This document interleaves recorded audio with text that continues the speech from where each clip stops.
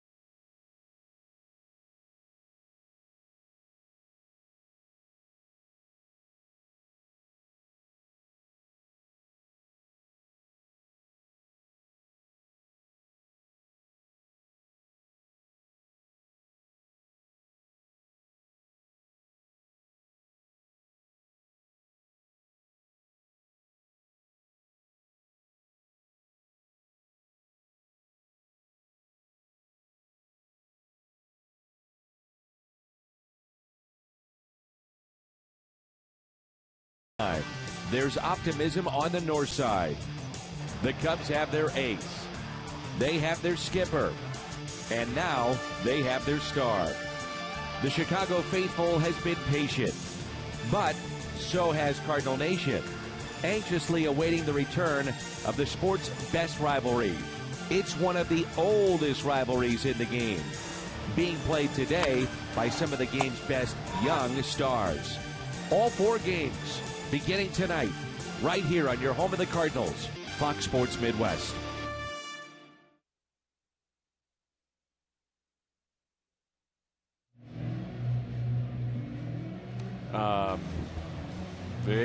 Hey, I like that oldest rivalry.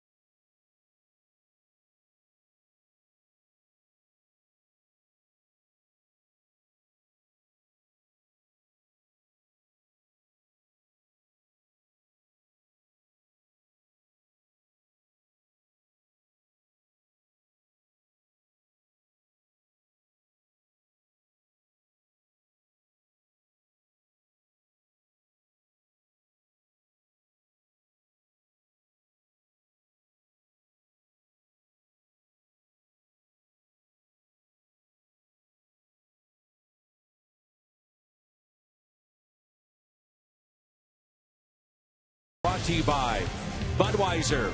Still brewed the hard way. This Bud's for you. Save big money at Menards on all your home improvement needs. And visit your local Mid-America Chevy dealers for great prices on our all-new 2015 vehicles today. Homestand recap. Well, so far it's been outstanding. Cardinals 3 of 4 against the Philadelphia Phillies.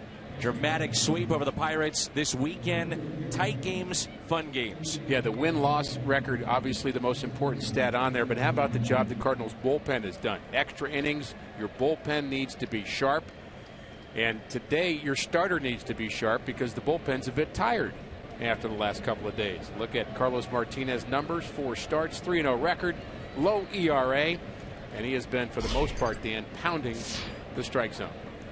Dexter Fowler looks at his strike, and we're underway. The first of 4. All 4 games on Fox Sports Midwest. The Hyundai pitch arsenal for Martinez.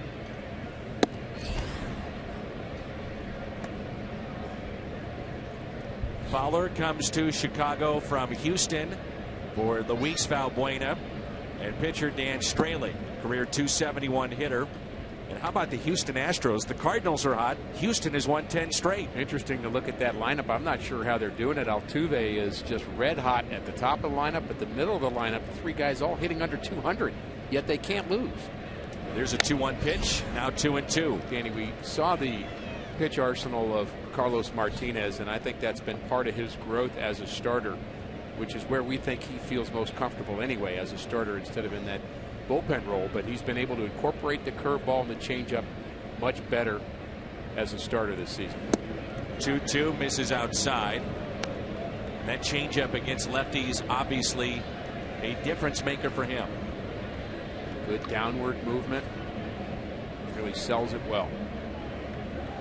3-2 pitch, and he missed. So leadoff walk for Joe Maddon's club, and Dexter Fowler. His lineup, Chris Coghlan will bat second, then Anthony Rizzo hitting .321. Chris Bryant still looking for that first home run in the big leagues. Miguel Montero, Starlin Castro, Chris DeNorfia. The pitcher is batting 8th. That's Travis Wood. Addison Russell playing second base and batting 9th. So here's Coghlan, who's in left field today, batting .212.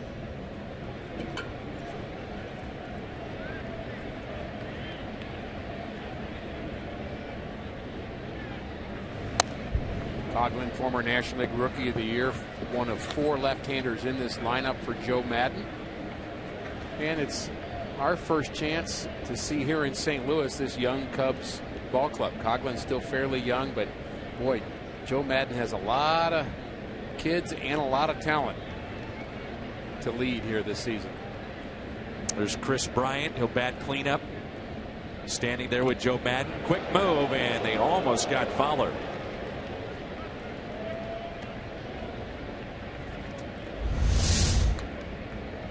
Had his hands on his knees, so he kind of had to start from a kind of a dead stop. He didn't really seem ready for that particular move, and Martinez almost got him. 7 for 8 in stolen bases. Certainly a threat.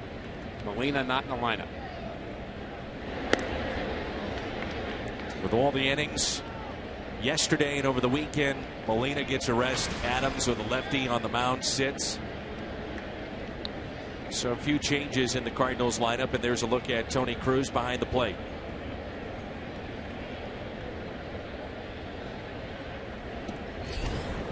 Way inside that pitch at 95 miles an hour. My understanding is that Yadi wasn't necessarily overjoyed to find out that he was not in the lineup, which is what you'd want him to say, and that would be the reaction you'd be looking for. He wasn't looking for a day off. He wasn't asking for a day off. He loves playing this game. And I think he feels a responsibility with every starting pitcher every 5th day to help him get better, and certainly in the case of Carlos Martinez, he'd be especially important to him. The word responsibility also applies for Mike Matheny, as Martinez already upset with the strike zone, but it's a responsibility of a manager to tell a veteran, a leader, hey, for the betterment of the long haul of the season, we are going to have you sit tonight. Agreed. John Hirschbeck, crew chief, calling the balls and strikes. I think Hirschbeck has been right on with his calls, but after what the Cardinals have been used to the last couple of days, as wide a strike zone as we've seen in a long time from the last umpiring crew. Hirschbeck is the crew chief of this group here, and I tell you, we saw a lot of strikes about 3 or 4 inches off the plate the last couple of days. 3-1 pitch from Martinez. Back-to-back walks. Cardinals defense for game 1 with Matt Holliday in left, John Jay in center. Jason Hayward is in right. Carpenter, Peralta, Wong, and Reynolds along the infield. Behind the plate, Tony Cruz, and Martinez on the mound. Interesting, after 2 batters, it's not the pitching coach, it's the manager, bilingual mind you, in Mike Matheny, saying, let's go, boys. Well, I think Mike has a very special relationship with Carlos Martinez. Dan, you talked in a earlier telecast this year about their connection when Mike brought young kids to the Dominican Republic and had Carlos speak to them, and I think he had a really kind of important, you might say, fatherly or older brother relationship, at least with Carlos, that started there and has maybe continued. So I think he had a very specific message there for Martinez to maybe stop complaining about the strike zone and just pound it. Let me yell at the home plate umpire, who, by the way, hasn't been wrong. Anthony Rizzo, on base percentage leader in the National League at .471. Takes a pitch low. He comes in hot, riding a 12-game hitting streak. We talk about John Jay being hit by pitches. Rizzo has been hit 8 times to lead the league. Runners at first and second, nobody out. 1-0 pitch to Rizzo. 2 balls and no strikes. So we've talked about at the Open, Carlos Martinez has been pounding the strike zone. That's exactly what he's not doing in the early going here. He's missing outside, coming off his pitches just a bit, maybe being a little too fine. The 2-0. Rizzo with a fly ball lifted down the left field line and out of play. Busch Stadium still filling up. Expecting over 40,000 on this Monday night. Cardinals have already sold 2.9 million tickets, and we're playing here on May 4th, trending to 3.5 million.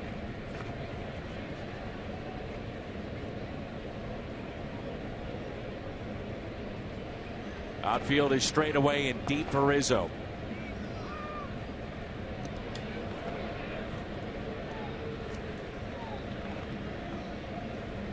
Anthony Rizzo, originally drafted by Theo Epstein when he was with Boston, then traded to the Padres for Adrian Gonzalez, who, by the way, is the National League Player of the Month, announced this afternoon by Major League Baseball in the National League. Rizzo wound up in Chicago in the Andrew Cashner deal, the hard-throwing right-hander, now with the Padres, and Rizzo reunited with Theo Epstein and Jed Hoyer.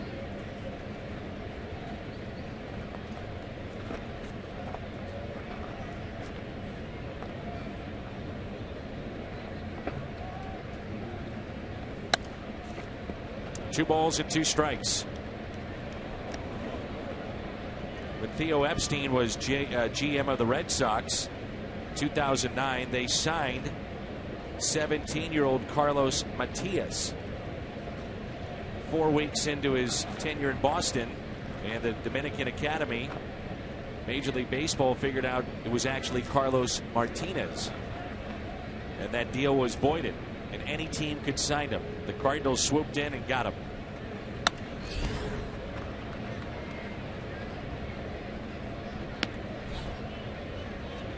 Cardinals grabbed Carlos Martinez for $1.5 million. In the scheme of things in the baseball world, to have a starter at what he's making now, it's chump change. That's the baseball world. What a crazy road for Carlos Martinez, too. 2-2, lifted into left field. Long way to go for Holiday near the line. He's there, makes the catch. Runners back to second and first.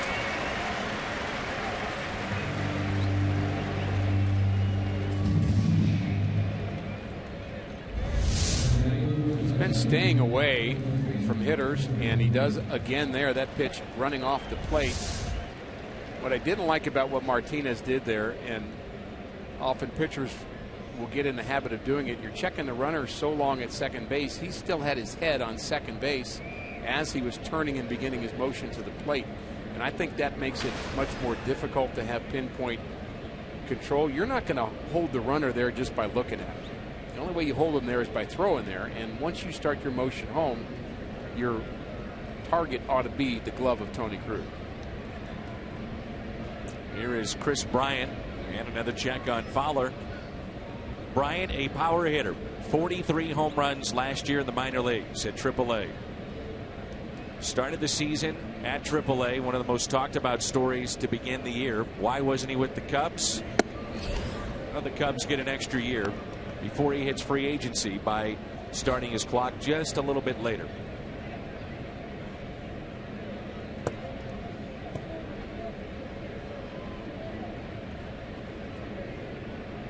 One thing these young Cubs will do, they will strike out a lot. We saw that last year with Baez, Soler, who's not in a lineup. Baez is at AAA. A lot of strikeouts, but a lot of potential. Things you worry about in this inning is Carlos has shown, at least now, that he does not have command of his breaking pitch. He's spinning it, and he's tried to throw it a couple of times, and it just sat up in the zone. And so the Cub hitters, if they're smart, and they are, they're big leaguers, they're going to kind of just spit on the curveball and look fastball. Makes hitting a lot easier when you're looking for just one pitch. Here's a 2-0. You know, going back to the strikeouts, Rick, and I think it's so interesting. Stan the Man in 3,026 games. In terms of a 4 strikeout game and a 3 strikeout game, he only did it once.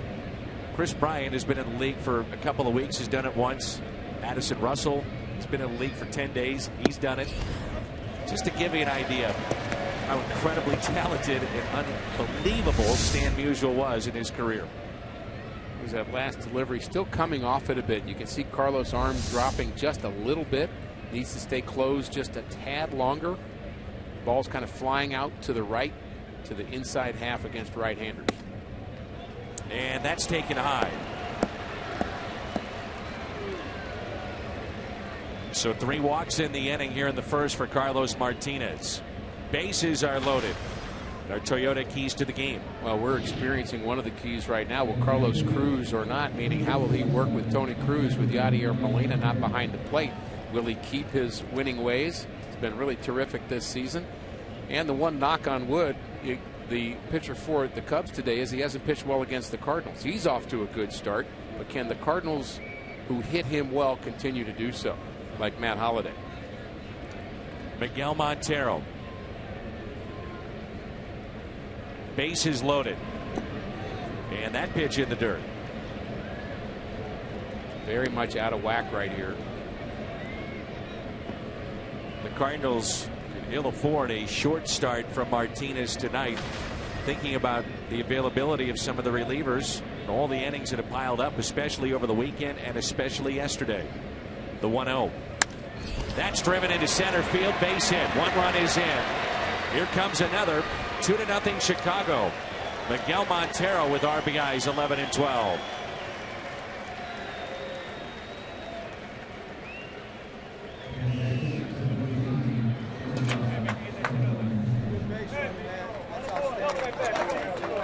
You and I, Danny, when Montero signed with the Chicago Cubs, we both thought this could be kind of an under-the-radar important move for them. He can flat out hit the ball. He's very good in the RBI department. He gets the Cubs out on top here in the first inning, and Carlos Martinez has himself to blame for that. He just can't find the strike zone, and when you can't find the zone, you end up kind of laying one down central, and that's what happens.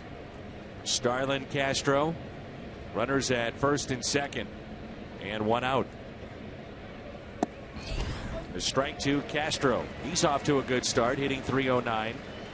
2 home runs. He's driven in 12.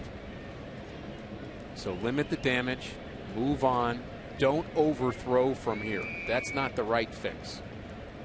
And young pitchers sometimes try to do that, just try to throw the ball as hard as they can and hope something better happens. That's a base hit, center field. 3-0 Chicago. Castro with a base hit.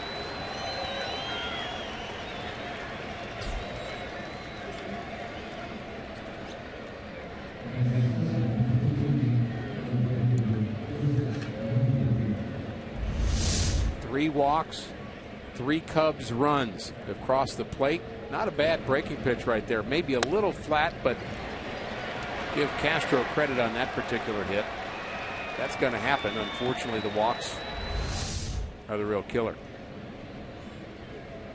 Chris Denorfia is in right field today and hitting .368. No home runs, no RBIs. Runners at first and second, and still only 1 out.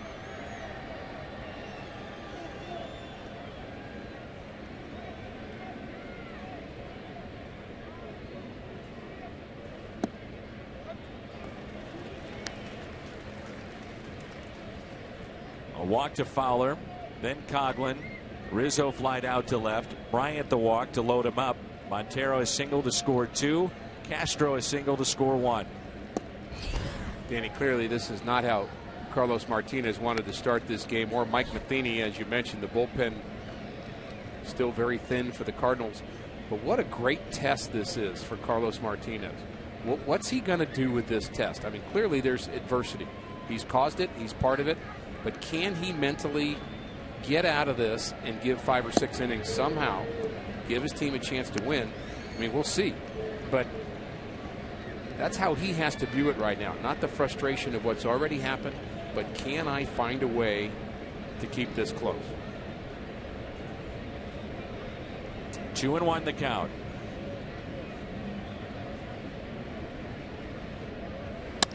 Ground ball up the middle. That's a base hit. The Cubs pouring it on here in the first inning. 4-0 Chicago. First RBI for Denorfia this year.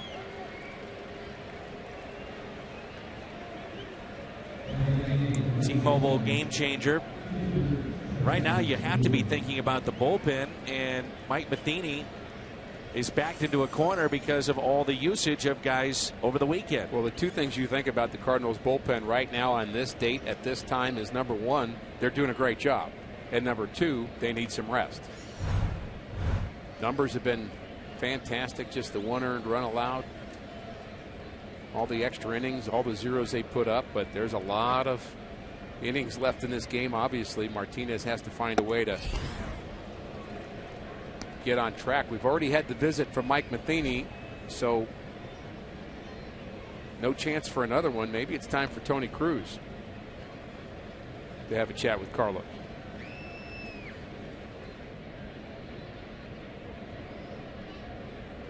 One out and 2 on. 1-0 pitch to Travis Wood. Again, the pitcher batting 8th, and then Addison Russell batting 9th. And he can hit. 9 career home runs for Travis Wood. He's pinch hit twice already for Joe Maddon.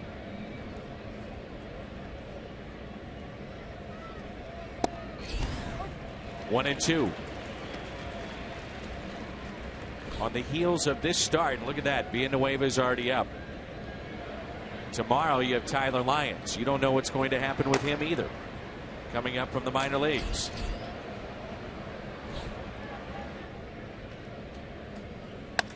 That's a base hit into left on a 1-2 pitch. Throw by Holiday is cut off by Martinez, and it's 5-0 Chicago. 4 consecutive hits, 3 walks in the inning, a 5-0 Chicago lead. And Tony Cruz has got to go out and visit at this point, don't you? Very lonely position right now if you're Carlos Martinez. Nothing going right.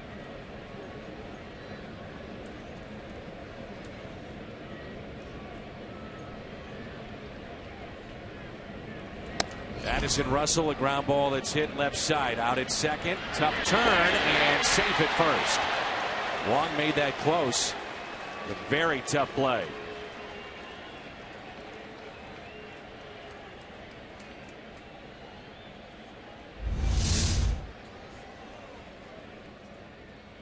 Here's the turn.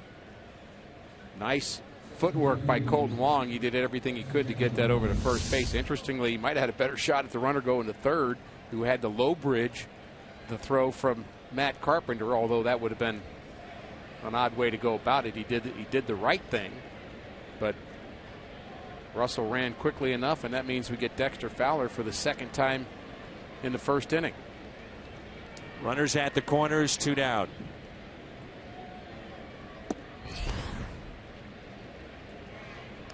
If you're Mike Matheny and Derek Lilliquist too, Rick, are you watching body language? Well, seeing how the young player deals with this? Yeah, that's the test I'm talking about. I mean, this is clear. I mean, it's easy. I mean, when you're feeling good and pitching well, that's easy. But what do you do when things aren't so easy? That's where it becomes a real challenge. And you find out more about yourself.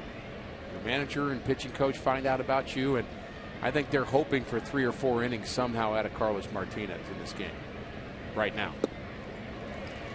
1 and 2. And the problem is he hasn't been able to establish anything because he's been behind in the count with his fastball. If the fastball is not a strike, then it's hard to establish a changeup because you change up off of your fastball. 2-2 the count. First time that Martinez has allowed 5 earned runs in 1 game in his career.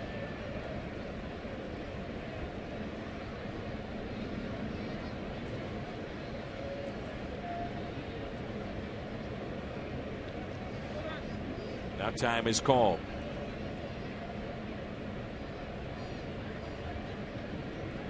Opponents came in hitting just 191 against Martinez. Breaking ball. And he doesn't get the call. You won't get those borderline pitches if you haven't been throwing strikes. 3-2 the count. 40 pitches already. That's 3 innings worth of pitches here in the first. 3-2 pitch. Knocked out of play. The excitement of the weekend to a screeching halt here in the first inning.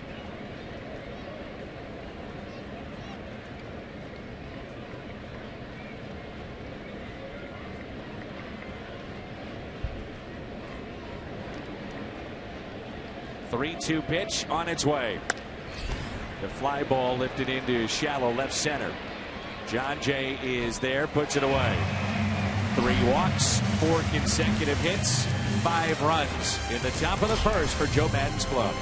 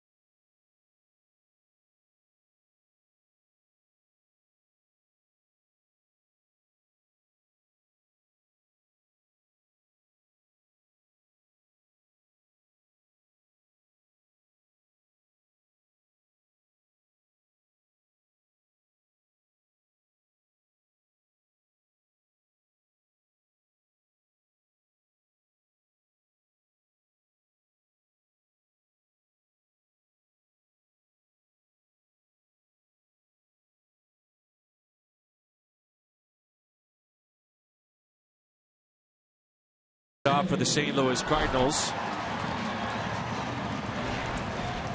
Followed by Carpenter and Holiday, then Reynolds, Peralta, Hayward, Wong, Cruz, and Martinez.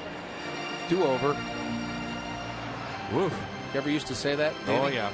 Playing in the backyard. Wiffle ball. Oh, yeah. Get a bad start, something happens. Do-over. Got to go have lunch or something, or you get a bad start to the game, you just say do-over. Well, you can't do that at this level. Unfortunately, you've got to find a way to beat Travis Wood, who was an all-star a couple seasons ago, and off to a good start this year after a disastrous 2014. He had trouble throwing strikes, but he's back working on that strike zone again. 5-pitch pitcher, a Hyundai pitch arsenal, 60% fastball. He's pretty much right over the top with that fastball, but he has good off-speed selection. Quickly, no balls, 2 strikes on John Jay.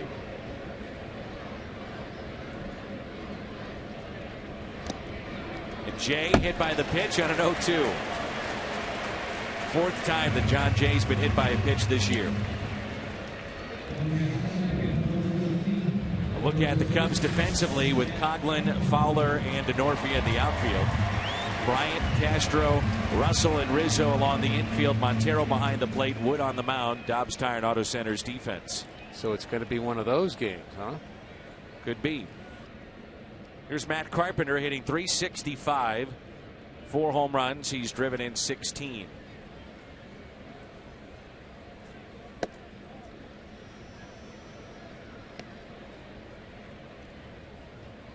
Cardinals start play 4.5 games in front of the Cubs, 6.5 in front of Cincinnati and Pittsburgh. Milwaukee has a new manager, 11.5 games out. Ron Renneke fired late last night. Craig Counsell, Milwaukee native, played 16 years in the big leagues, and he takes over as their manager. Signed a 3-year contract. We can kind of see that coming. Not just what's happened early in this year for the Brewers, but really their tailspin from the year ago when they were in first place and thought that the playoffs were right around the corner. Popped up. Rizzo wants it and has it for the out.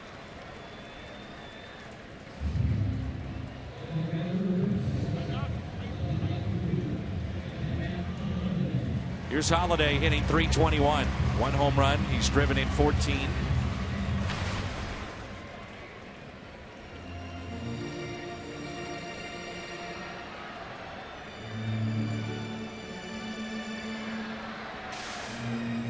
Tonight is 20th game against the Cubs at home since the start of the 2013 season. And in that time, 8 home runs against Chicago. And he drills that into right center field. One hops off the wall. Jay racing to third. And it's a ground rule double. That ball got out there in a hurry. It's so quickly that Holiday loses an RBI because it bounces hard. Well, first of all, he hits it hard. I mean, he just crushes this ball. Good low ball hitter. We've often said that. And here's the hard bounce, and it hits off the top of the wall and into the Cardinals bullpen. So a ground rule double means John Jay has to stay at third. Johnny Peralta hitting .308, pair of home runs, and has driven in 12. This becomes an important at bat here for the Cardinals. Just get something across the board. Scoots away from Montero, but all runners staying put. You don't really want to settle into a 5-0 game. You get a few runs back, and all of a sudden it doesn't feel quite so bad. And again, you get that glimmer of hope that you always want to have in baseball, that Martinez can somehow figure out how to put a few zeros on the board and get back in this game.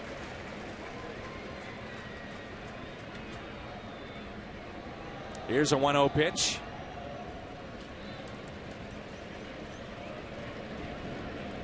Well, the Cardinals have 2 pitching coaches today. One of them is number 4.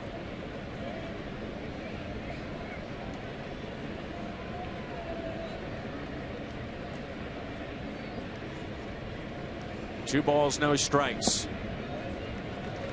3-0. Reynolds on deck. Cardinals on their bench tonight with Adams from the left side, Molina, Borges, and Cosma. 4-man bench. Extra reliever. Walked him. Bases loaded here for St. Louis. One of those nights, huh? I didn't really check. Are the stars aligned differently? Is there something going on with the planets I don't know about? Thought you might know that, Dan. No, sir.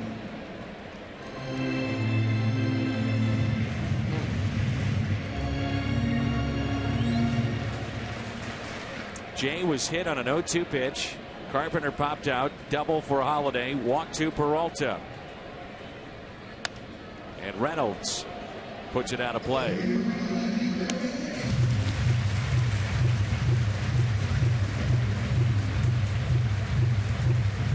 Mark saying the other day, still trying to get accustomed to the role of not playing every day. But he's received plenty of at-bats. Played him in right, left, now at first. Reynolds with a high fly ball, deep left field. Get going! Grand slam! Cardinals right back in this, baby! He smoked it in the bullpen. Grand slam! Reynolds!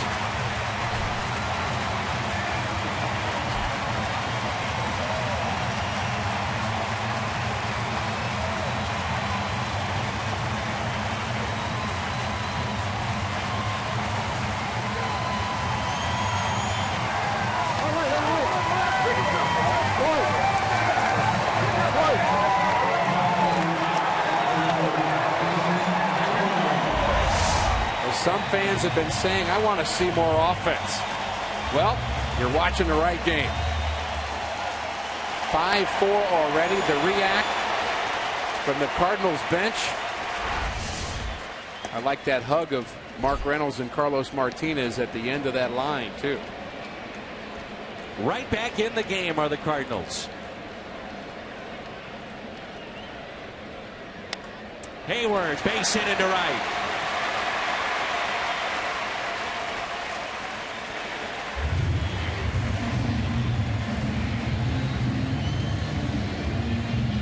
That's exactly why the Cardinals signed Mark Reynolds. Right-handed pop, chance to be a game changer with one swing of the bat. Yes, he strikes out a lot, but he also does this a lot. 20 home runs a year in his career, nice easy swing. You know, he doesn't really, for a guy that strikes out, he doesn't overswing a lot. When he hits it, he just kind of gets the barrel on it and has tremendous power. What a first inning we've seen. Crazy. 9 runs combined here in the first inning. Now Colton Wong, the hero from yesterday.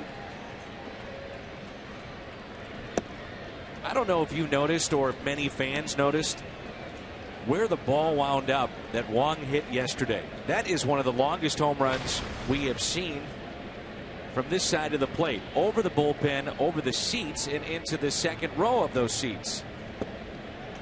421 feet. Clearly a no-doubter in a game that was lacking offense. He provided offense in a hurry with that swing. Fun moment. Inside, take it for a strike, and it's 1-2. So I said there'd be a test for Carlos Martinez. Now there's a test for this young Chicago Cub team. Comes into St. Louis, get off on top. Okay, we're got a little swagger going. Well, maybe that swagger's gone. So how do they react as a team? Wong jammed and a foul ball. Just seemed to wake everybody up with one swing of the bat. A blast by Mark Reynolds, his second home run. Now with 8 RBIs on the year. Kind of glad we didn't get that do-over now.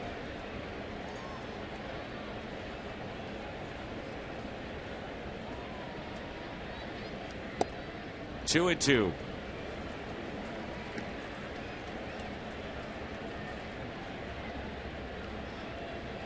This year, 12 attempts on Montero. He has caught 2. The catcher, Hayward, good speed at first. Wood thinking the same thing and checks on the runner. So this is yesterday. Colton Wong. How about that? I think Matt Adams, maybe Carpenter gets into one like that, but maybe Colton Hayward. Wong, yeah, Hayward another one. But he has surprising pop, and it wouldn't surprise, I don't think, anybody to see 15 to 20 home runs. Certainly capable of it.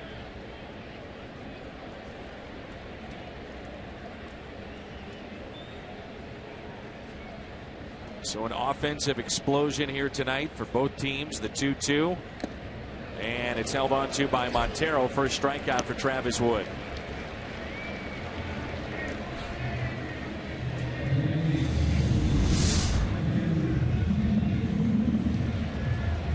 Really just a fastball up in the zone. That wasn't a great location, although teams will try to pitch Wong up occasionally. I think that was a dangerous spot there. Just swung through it.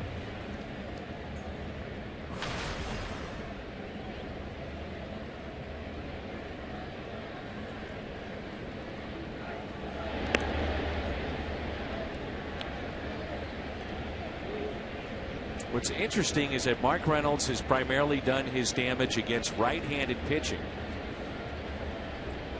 And I believe that's his first hit against a lefty this year.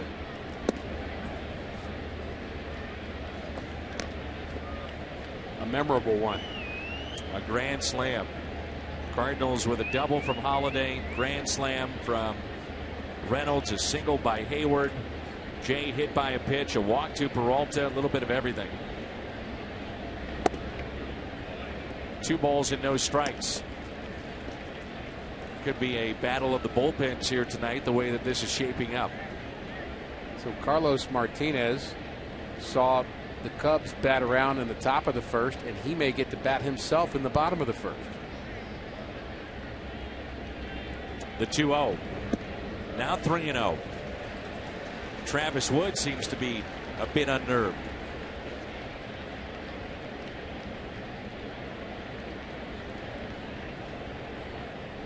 Already thinking, both managers, about where is this game going and how do I get a handle on it. You wonder about the long delay for Travis Wood as he watched Martinez throw 40-plus pitches in the top of the inning.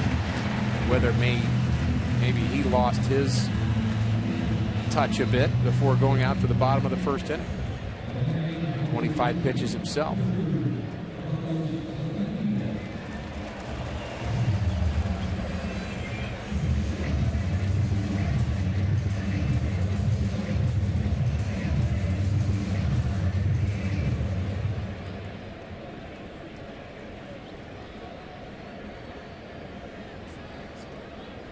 So 2 outs and 2 on. Base hit could tie it up.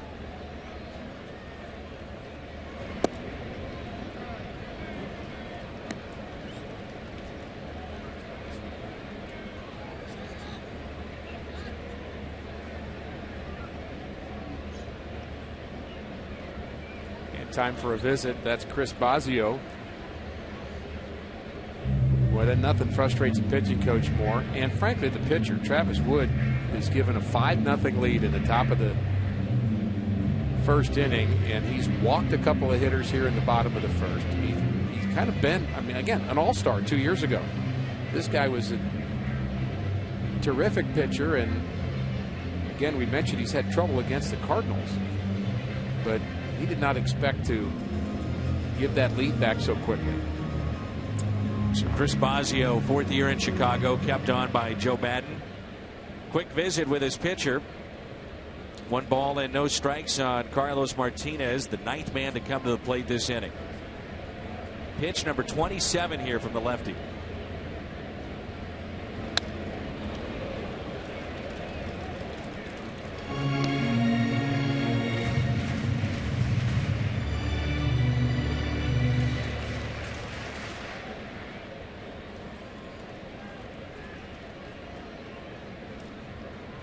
I think the way this first inning has gone, we're going to have to add something other than just a 7th inning stretch. Almost had that yesterday. 14th. I just think we may need one in the 4th. 1-2 the count on Martinez. Cardinals wearing the OT patch for Oscar Taveras. The Cubs have a patch for Ernie Banks as he passed away before spring training.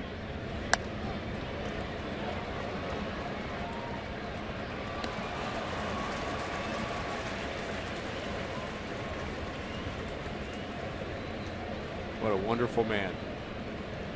Had the privilege of getting to meet Ernie Banks a number of occasions, and just always a happy guy. Yep. Let's play 2. The strikeout of Martinez. Wood strikes out 2. He walks 2. Gives up 3 base hits. And one of those a grand slam. Reynolds knew it. Cards and Martinez back in the game.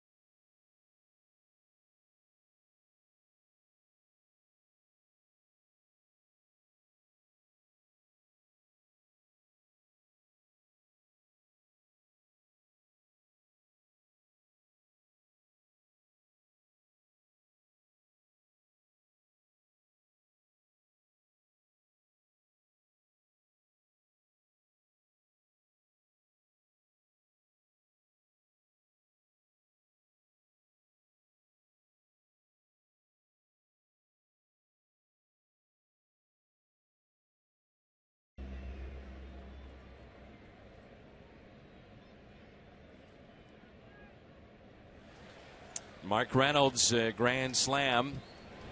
Cubs sent 10 men to the plate in the top of the first to score 5.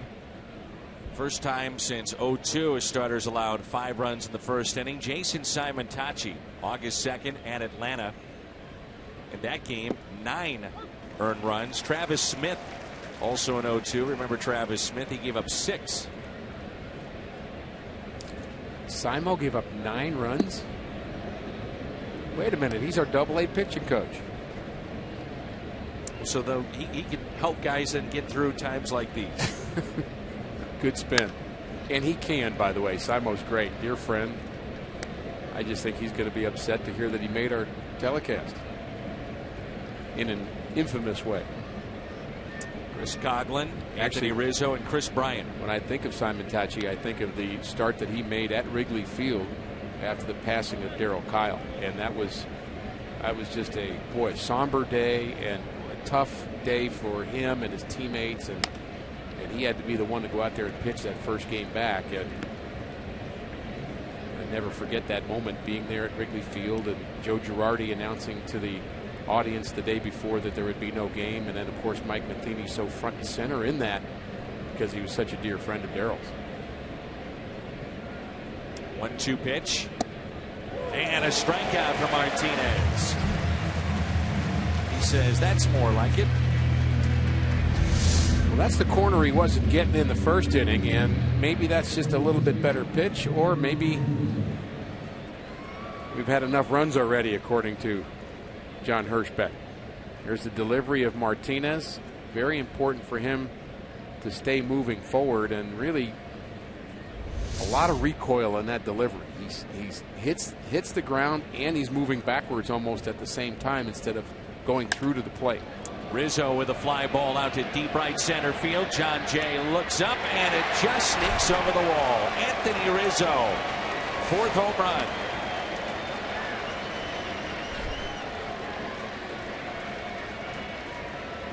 He's coming off a 32 home run campaign and an all-star selection a year ago, and it's now 6-4 Chicago.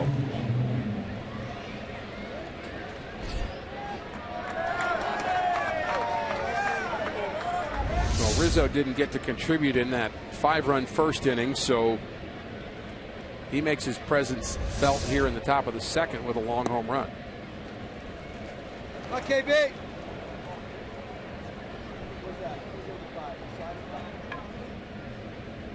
Chris Bryant walked and scored back in the first inning.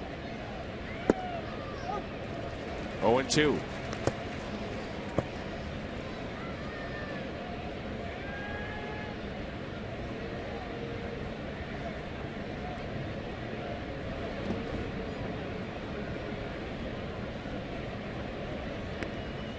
Very rushed delivery on that last pitch from Carlos Martinez, and you know, he's trying to find it right now. He's trying to feel for what delivery is working, but that was way rushed compared to what we've seen him do. He's just moving so quickly to the plate as opposed to kind of that nice smooth start and then explode. He's kind of in a rush to get it there and maybe overthrowing a bit. You see him falling off towards the first base side more so tonight than no doubt. Previous starts, which he's going to do anyway. Yeah, he's going to do that a little bit, and that's not 100% bad, but you have to do it with some command, and he's just out of whack, and it happens in very small adjustments you have to make, and you got to make them on the fly. The 2-2.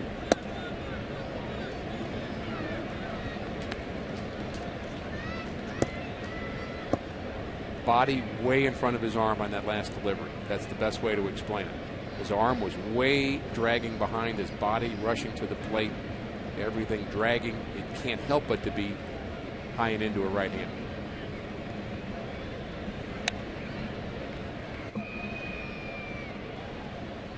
Here's what we're talking about, Dan. It's body going so fast, he's already going to the plate and his arm's back, and so by the time he releases the ball, the ball's not out in front of him. Sometimes the pitching coach will say, release it in front of you. And that's not exactly what happens, but you have to feel that adjustment. Body and arm have to be in sync with a good delivery. 3-2. pulled foul.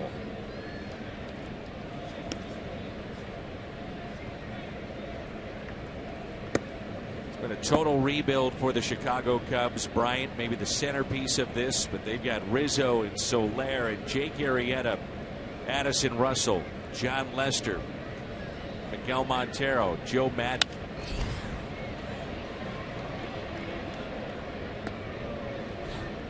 The nucleus of the team is so young, in particular on the infield.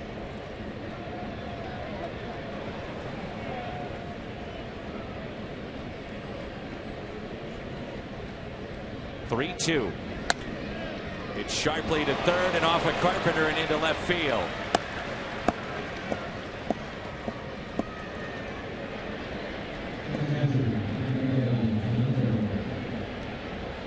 Dizziness yesterday for Carpenter as he left after he had homered to make it 1-0. Sharply hit, kind of handcuffs Matt Carpenter. Still no ruling whether it's a hit or an error.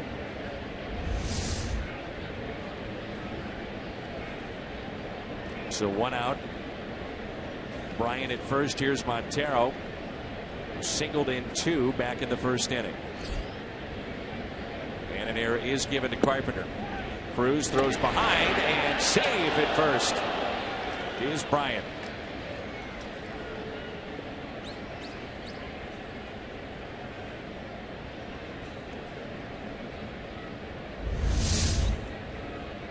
Bryant getting the secondary lead. Snap throw. Good tag. Really good all the way around. It's the 4th error on Matt Carpenter. 1 ball and no strikes on Miguel Montero. You know, you have the added problem if you're Mike Matheny, not to make it sound worse, Danny, but it's a fact. You can't exactly get your bullpen up every inning either, because when you've got guys that haven't thrown a lot, you get a guy up 2 or 3 times in a game. Typically, you get them up 3 times and you set them down and they don't come in. So if Martinez doesn't have any quick 1, 2, 3 innings, Mike's got some problems. Going to have to find creative ways to get guys ready when he's ready to pull that trigger. 2 balls, 1 strike on Montero. Spent 9 years in the Diamondbacks organization, a 2-time All-Star.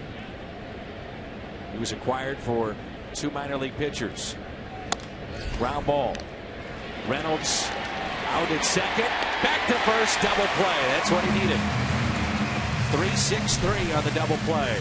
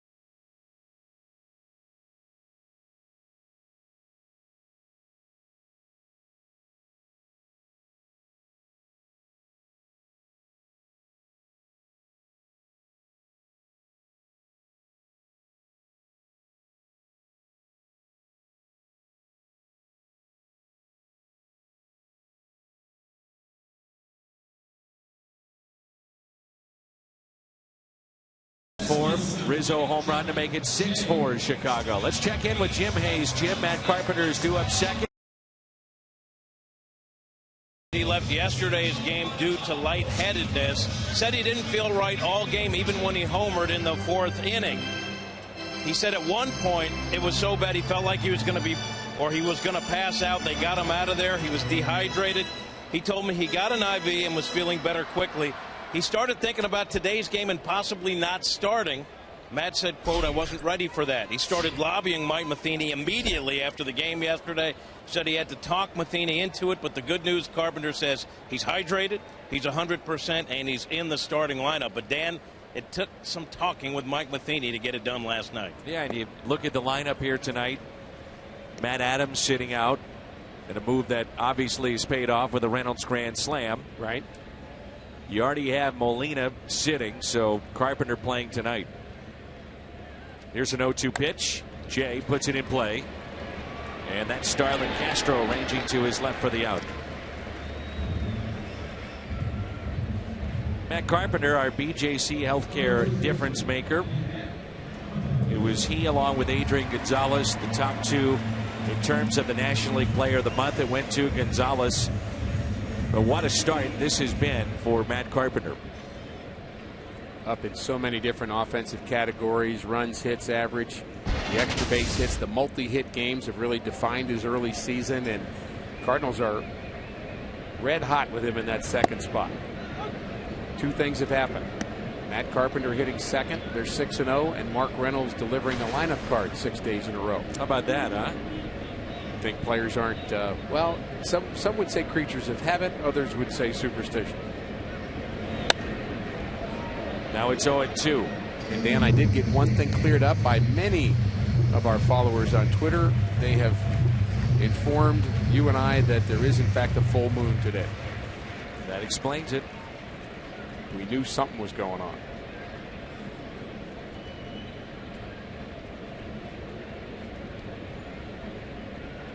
The 0-2 pitch to Carpenter. Trying to go up, and he fouls it back. 2 straight years Matt Carpenter has been the Cardinals' Heart and Hustle Award winner. Great respect for Matt inside that clubhouse. Not just what he does in terms of the numbers that he puts up, but the amount of time and dedication, the work, the effort. I think you could probably just keep giving him the award, let him keep it at home, and just wait till he's done and then worry about giving it to somebody else. We go to spring training. He's there at 5:30 in the morning. Lights are on in the cages. Still dark outside. Banging away in there. You're there at 5:30 in the morning. Well, I just hear about it. Backhanded by Russell, and to first, Rizzo the pick. Nicely done. Addison Russell picked up for Jeff Samardzija in the deal last year with the Oakland A's. He is a natural shortstop. And that'll be something the Cubs have to figure out as the years go on, or the months in this season go on. Cardinals is he better suited at shortstop or second? Well, the Cardinals are going to want to challenge this, and I think they're going to lose it. Mike Matheny saying it, and then he changed his mind because I think he would lose that challenge. He was standing out, pointing, and I think thought better of it.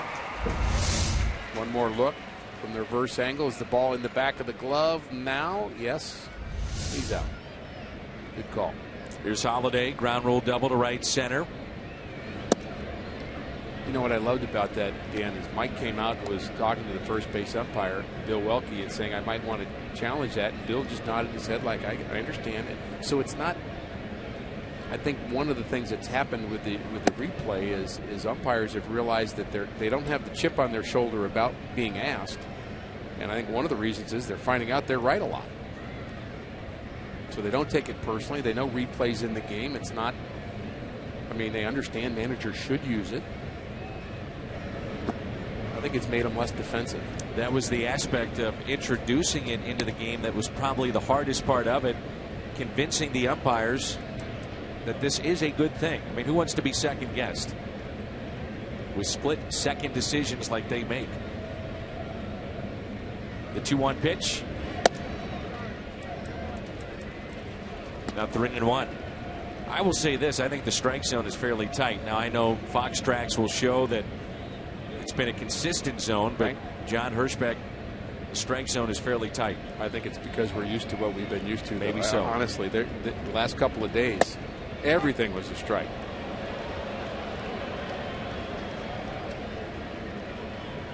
There's 3-2. That's almost the pitch that Carlos has wanted. That's about the same spot, and it's off the plate. But that's been a strike for the last couple of days, more often than not. Previous pitch was better than that one.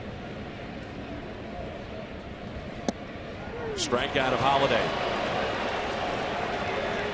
Third strikeout for Travis Wood, and we have played 2 here at Busch Stadium. 6-4 Chicago.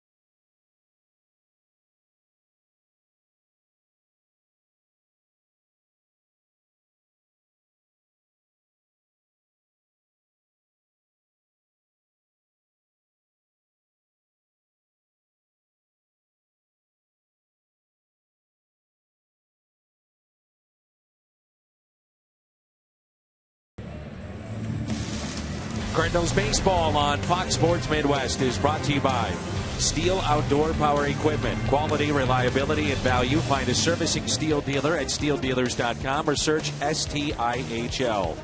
Jack's Hottest Sandwich is back. Head to Jack in the Box for Jack's Blazing Chicken Sandwich, and by Ford, official cars and trucks of the St. Louis Cardinals.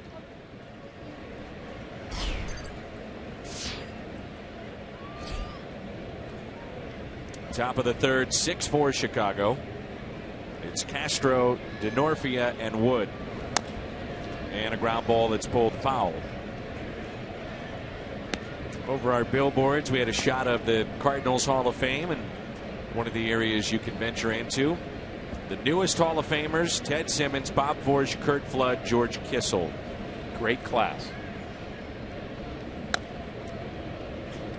My understanding is Ted Simmons is here at the ballpark today. Working. He's a scout for Seattle. Made his debut when he was 18 years old, 1968.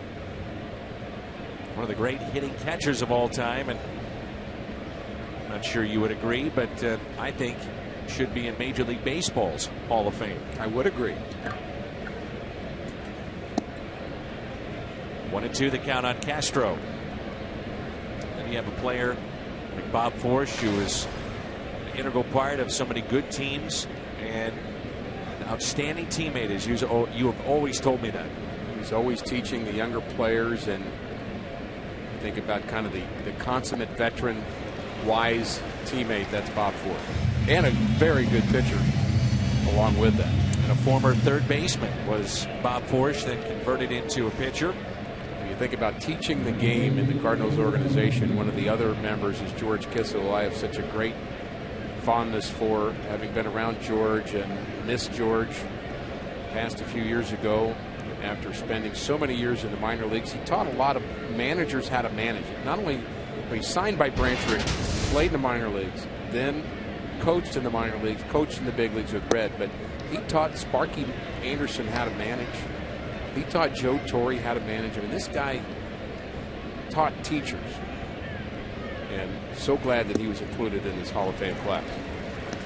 Chris DeNorfia at the plate, 0-2. Told John Mabry, you must be a coach, be a manager, but give back. It's one of the main reasons why John is in uniform now. 1 ball and 2 strikes. Curt Flood also a part of the Hall of Fame class, and there's a look at Ted Simmons.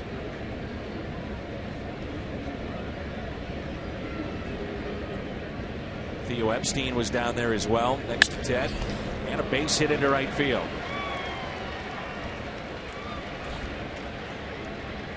Watch every out-of-market game live in HD with MLB.TV Premium, #1 live streaming sports service. Highlights, look-ins, pitch tracking widget, and more. Blackout and other restrictions may apply. Visit MLB.TV. Not only was Ted Simmons a great player, but one of the first things I always think about with Ted, Dan, and you know you've been around him some, but if you talk to Ted Simmons for 5 minutes, he will use 3 words that you've never heard before. I mean, you talk about a smart cat. He is just extremely intellectual about just a broad spectrum of things, including baseball, and has spent his time in the game scouting and being a general manager and working in development. I mean, he's kind of done it all. And so you talk about Hall of Fame, it's just not as a player. He has really given his life to baseball. Arguably one of the most impactful players in the history of the game is Curt Flood. Tremendous player, but it paved the way what he did with the reserve clause for free agency in baseball, and so many players have obviously enjoyed the contracts, the money, and much of that credit goes to Curt Flood.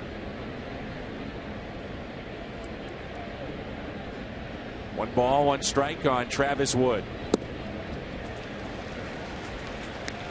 Ted and Curt similar in the fact that they're both kind of Renaissance men, and that's what I thought of about Curt Flood, just kind of very artsy and kind of had a kind of free-thinking way about him, and certainly that defines Ted. Very much involved in the Players Association. He was the league rep for years. Well respected among his peers.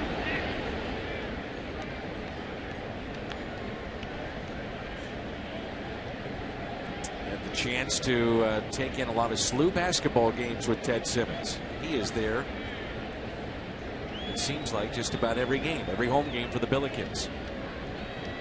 Here's a 1-2 pitch.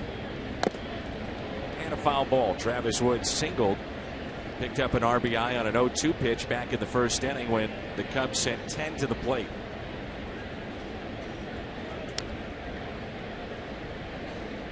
Teddy, for a long time involved in the St. Louis Art Museum, member of their board of directors, and you think about baseball, board of directors of art museums, I would say he's probably the only one ever. Just guessing.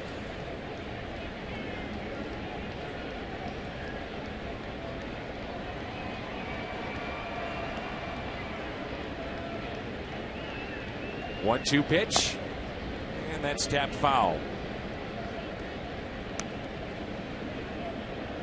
929 RBIs for Ted Simmons, 7th all-time in franchise history. 6-time All-Star, won the Silver Slugger back in 1980. Set the National League record for hits by a catcher with 188 in a single year. Bold foul.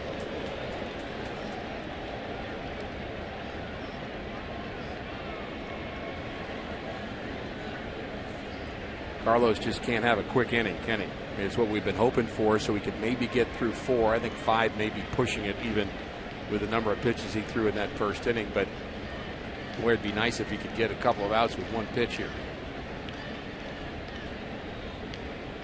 And the 1-2. Strikeout of Wood. So 2 strikeouts in the inning, 3 tonight for Carlos Martinez. some of the numbers for Ted Simmons.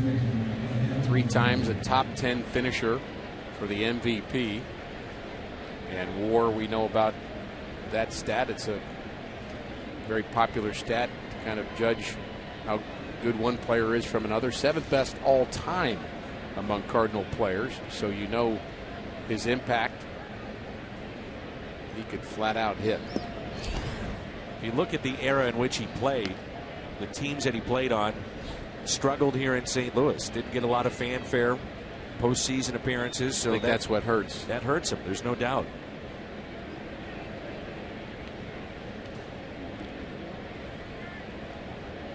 And the 1-0 pitch to Addison Russell.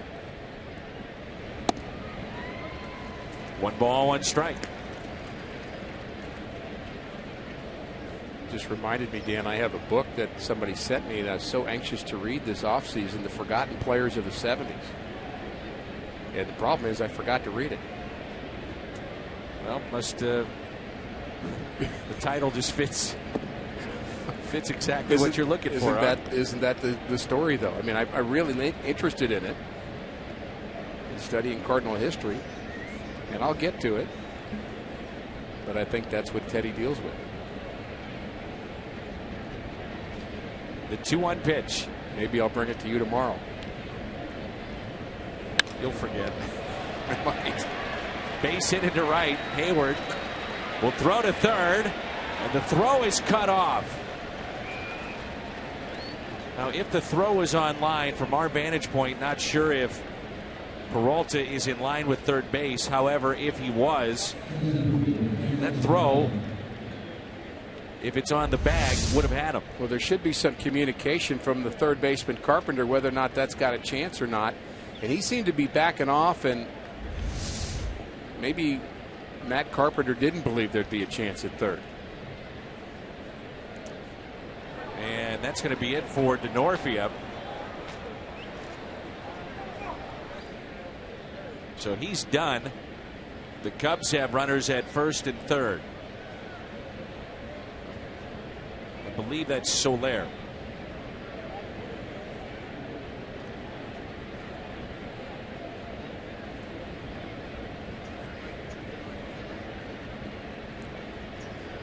Here is Dexter Fowler.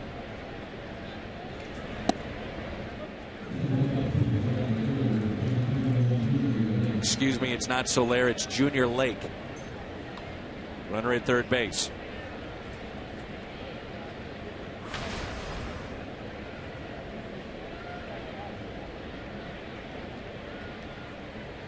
So 2 outs and 2 on, and an 0-1 pitch to Dexter Fowler.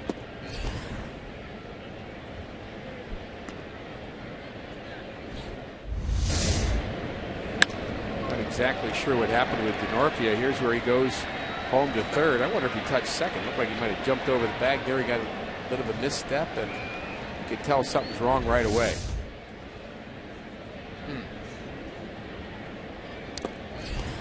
There's strike 2. 1 ball and 2 strikes.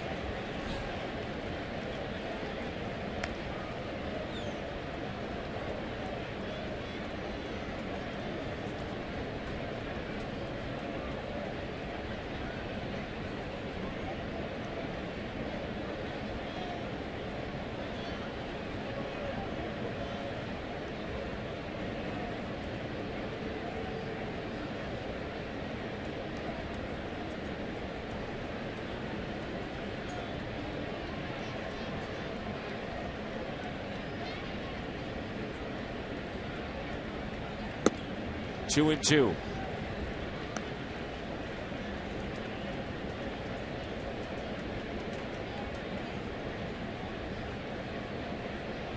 Martinez already at 86 pitches. You would think maybe 1 more inning.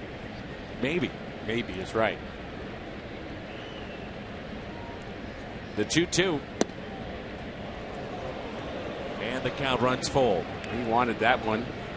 Walking off the mound. They kind of pat his chest there. He's saying that's my fault for complaining about that one. But again, the right call.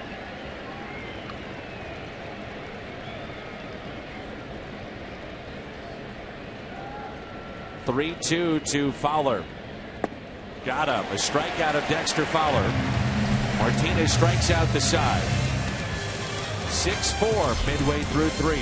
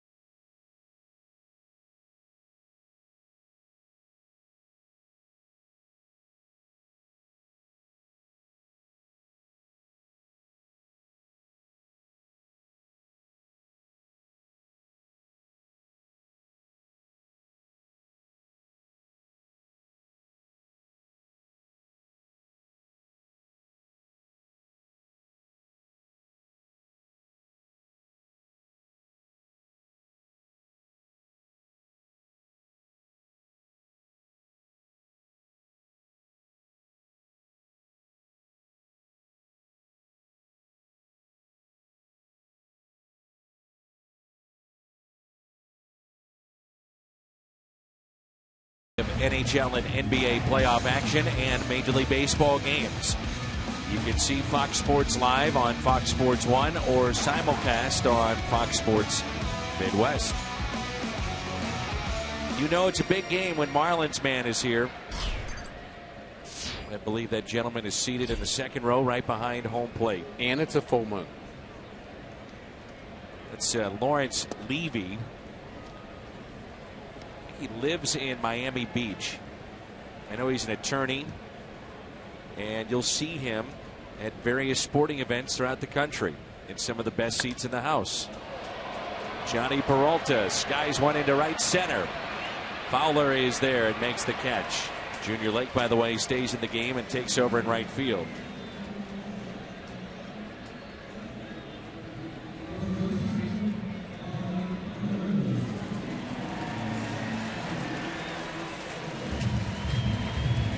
Nice round of applause for Mark Reynolds. If you're just joining us, a grand slam back in the first after the Cubs jumped out to a 5-run lead. Reynolds had a grand slam last year off of Irvin Santana. Year before that, Chris Sale. 2011, his first off of Ricky Romero. So 4 career grand slams.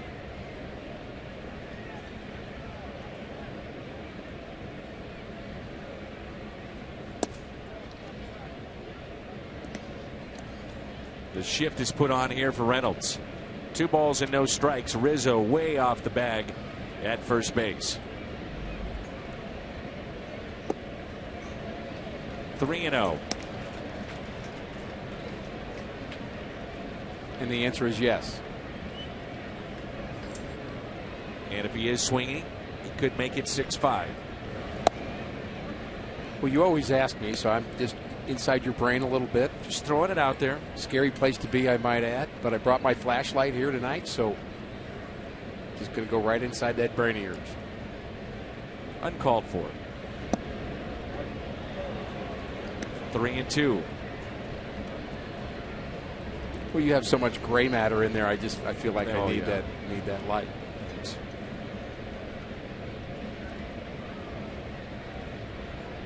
3-2 pitch.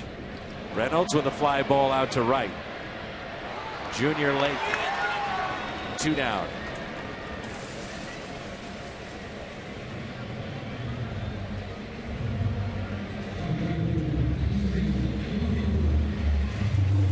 Right fielder Jason Hayward singled his first time up.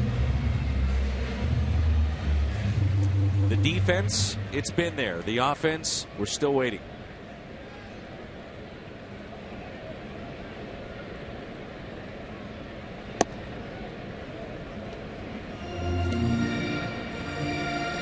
Cardinals are trying various things to get him going, moving him out of the second spot in the lineup.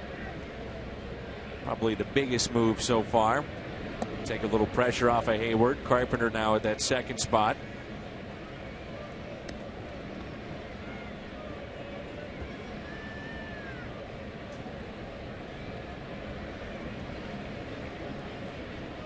The 2-0.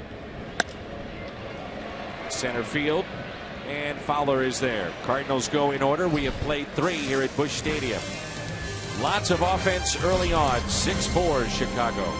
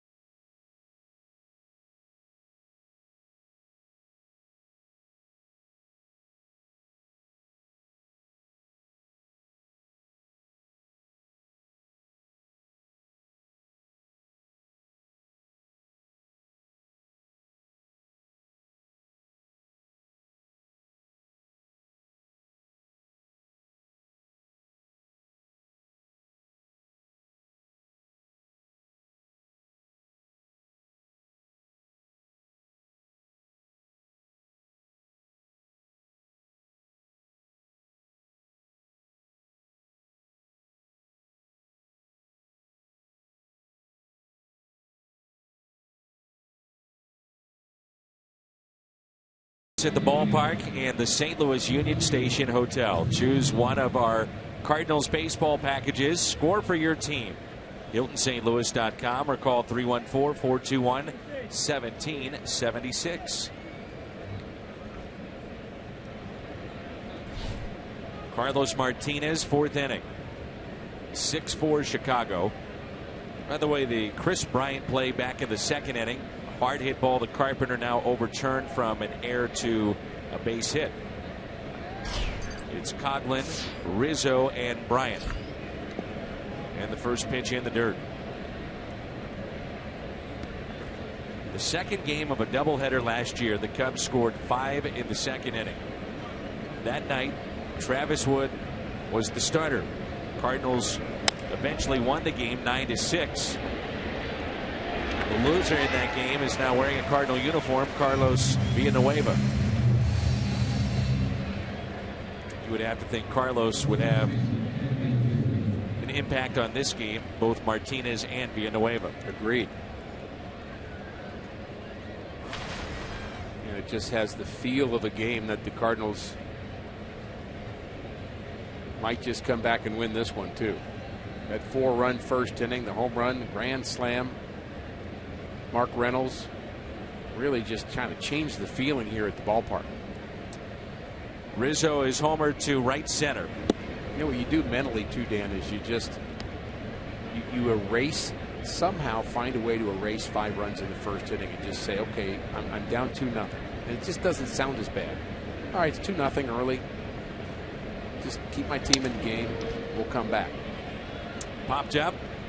And Colt Wong is there. Broken bat in on the hands of Rizzo. 2 down. Easier said than done, and I'm sure it's been a frustrating night for Carlos Martinez. Now the question would be, with Martinez, his spot is due up third. He's at 92 pitches. If he gets a quick out here, do you send him back out for the 5th? I don't. I think if he gets through here, that's been a hard 92 pitches for Carlos Martinez. He threw about 30 or 40 of them out of whack. And so I don't know what the multiplier is. It's not an exact science, but it feels like 120 pitches for him. I can promise you that. Even though he's much better now, he seems a lot slower in his delivery at the beginning. Not so rushed, not so much in a hurry. 0-2 on Bryant. He's worn down a bit. Could be. Well, you think about a golfer and how important their kind of tempo is. His tempo is much slower at the start of his delivery. He's not in a rush. Right here, he's just breaking his leg up slowly and then exploding. Missed his release point there, but still like the delivery adjustment he's made.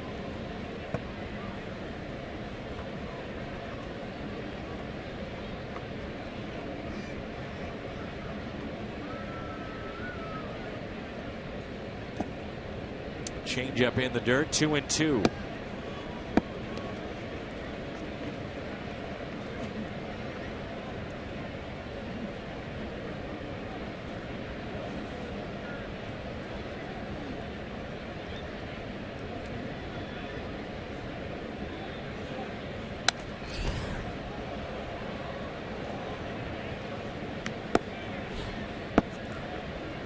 Velocity still there for Carlos Martinez, and another example of why velocity doesn't matter that much. Yes, it matters some, but that hasn't been his problem today. Ooh, just missed. And the count runs full on Bryant. So he's throwing a changeup here to Bryant because his curveball he doesn't trust today. He's been hanging it, been spinning it.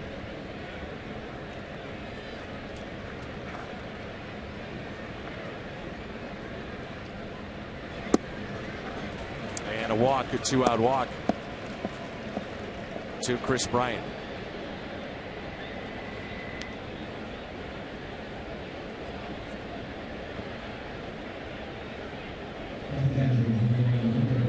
His first start of the season, he threw 100 pitches back on April 12th, and that's the most he has thrown in a game. Right now, 99. So you would have to assume this would be it for Carlos. Miguel Montero will be the hitter.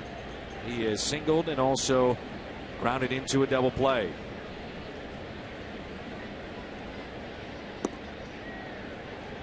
A real concern for the Cardinals. Where are the innings going to come from with the loss of Adam Wainwright? Short outing like tonight for Martinez. Yes, off to a great start, without question. But six plus every start other than this one for Carlos Martinez. You normally get 6+ from Lance Lynn and Michael Wacha, and so I think you're going to have moments where you're going to need Carlos Villanueva to go out there and pitch 4 or 5 innings. You just hope that's only once every 10 days or so. Over the course of 6 months, Cardinals want to be very careful with Wacha and Martinez. Well, that's a September problem, perhaps, but worth planning towards. 1-1 pitch. Hit the other way and well hit by Montero. Off the base of the wall. Played very well by Holiday. Hesitated though. Throw to the plate. Not in time. And look at the speed of Chris Bryant. He got around the bags very quickly. Looked like Holiday played that well. And then a little hesitation getting it back into the infield. I'm not sure the infielders were ready for that. I'm not sure they were in position on the cutoff, and I think when Holiday came up to throw, he wasn't sure where that ball was going. He comes off the wall, turns. There's the double pump as he's waiting for the infielders who are still on the move. They may have been fooled by the fact that he didn't have much of a reaction at first on that ball over his head. And I thought he played it well, but again, everybody's kind of on the move late here. including Martinez backing up home.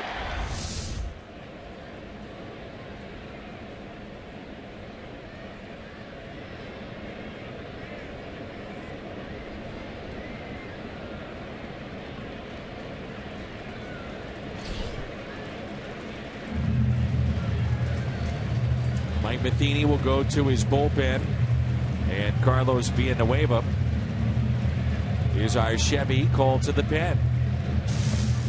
Cardinals need innings, and the former Cub may supply him tonight.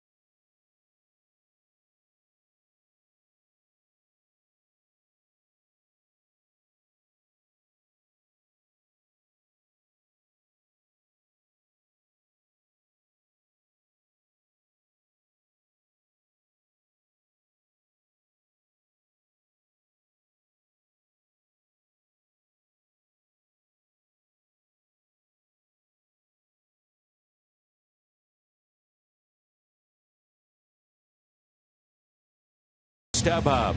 No surprise fees at checkout. StubHub, the price you see, the price you pay. Official fan-to-fan ticket marketplace of the Cardinals. Carlos Villanueva is in for St. Louis. A wild first inning here at the ballpark. 72 pitches combined, 9 runs, 19 batters, a grand slam. Hyundai pitch arsenal for Villanueva. Assortment of pitches, fastball. He uses off-speed pitches quite a bit. Has a good slider, and he's been used a lot lately. He's a long man, Dan, but that doesn't mean you can do that every day. And he has been extremely active.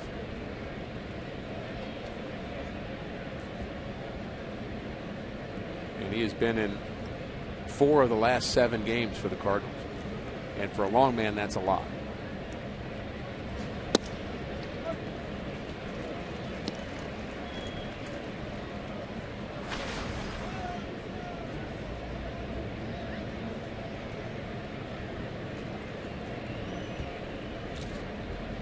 So runner at second base, 1 ball, 1 strike. The hitter is Starlin Castro.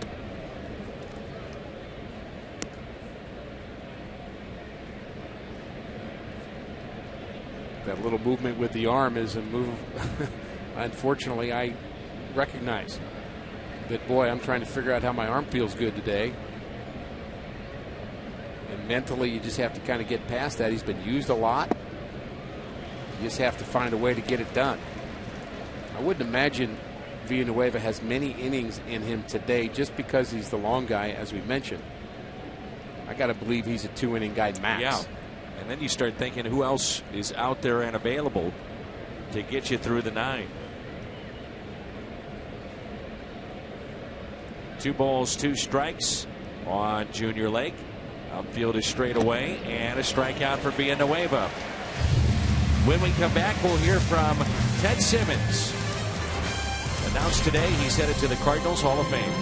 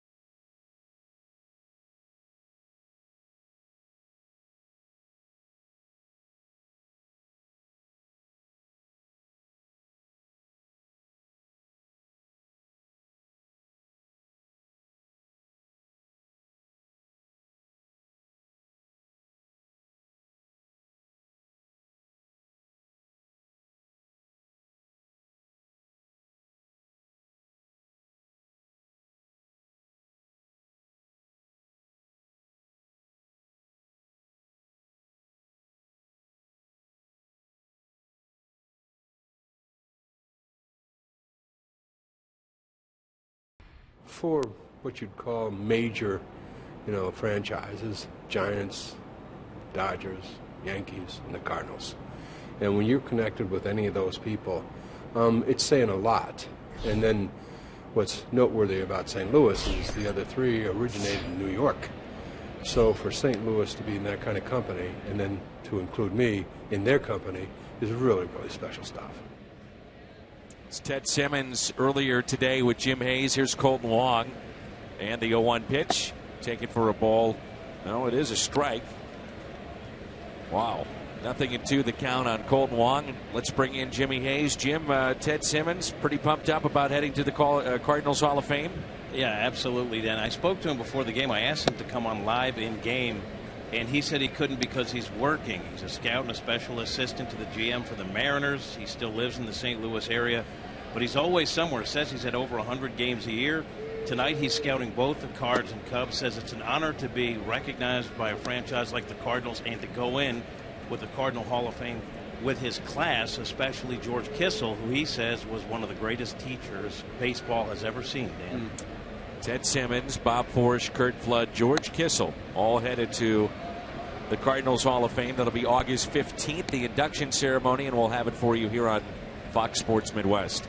And I love those thoughts that Ted gave to Jim before the game today, and that sound, and you get an indication of just how thoughtful Ted is. When he talks, his words are carefully chosen, and he usually has some real deep and profound ideas to share, and he really is fun to be around. Good baseball man. Done just about everything in the game, too. GM, coach, scout. 2-2. And Wong waves at it, strikes out. Hustling, though, to the bag at first, and he is safe.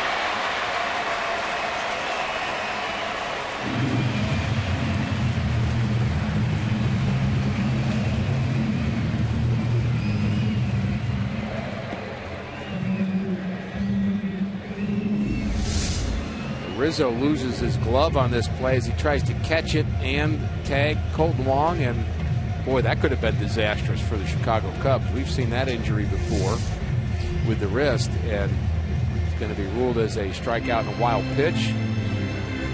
Wong aboard. Let's see if the Cardinals can make that hurt.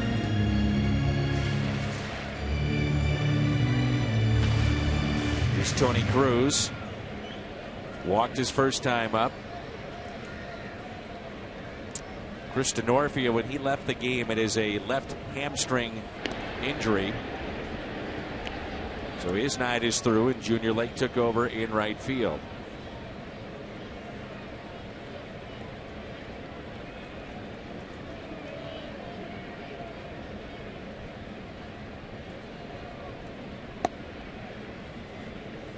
Villanueva in the on-deck circle. He will bat for himself. We thought he would at least go a couple of innings here and to get through his part of the order, and he'll just go as long as he can.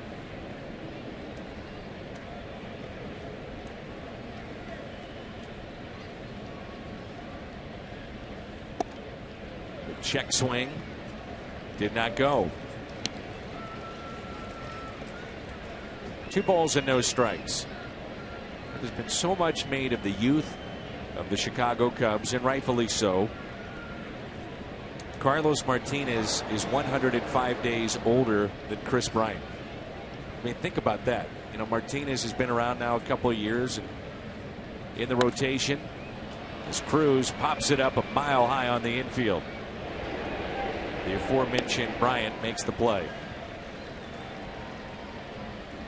Be a big hit this spring with an adult Cardinals pullover featuring the famous Slugger Bird. 25,000 fans ages 16 and older will go home with this one-of-a-kind item on Friday, May 15th. Tickets are available at cardinals.com/promotions. Well, Danny, I think to push your point even further, you can say there's a couple guys in this Cardinal team. When you say, hey, when's our young players going to get here and help this team? Well, they've already gotten here, and they're already helping. Colton Wong, Michael Wacha, Carlos Martinez. That's a lot of good young arms. Ooh, did he get the bag? Well, Villanueva was jogging down the line, and it wasn't a full sprint, and if he was, he's safe.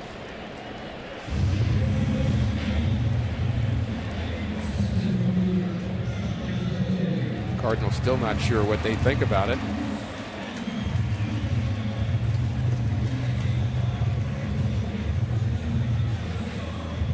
David Bell phoning a friend. Will be in the wave up. Watch him here. He's just nice, easy jog, head is down, and then throw off the line. That's when he decided to speed up.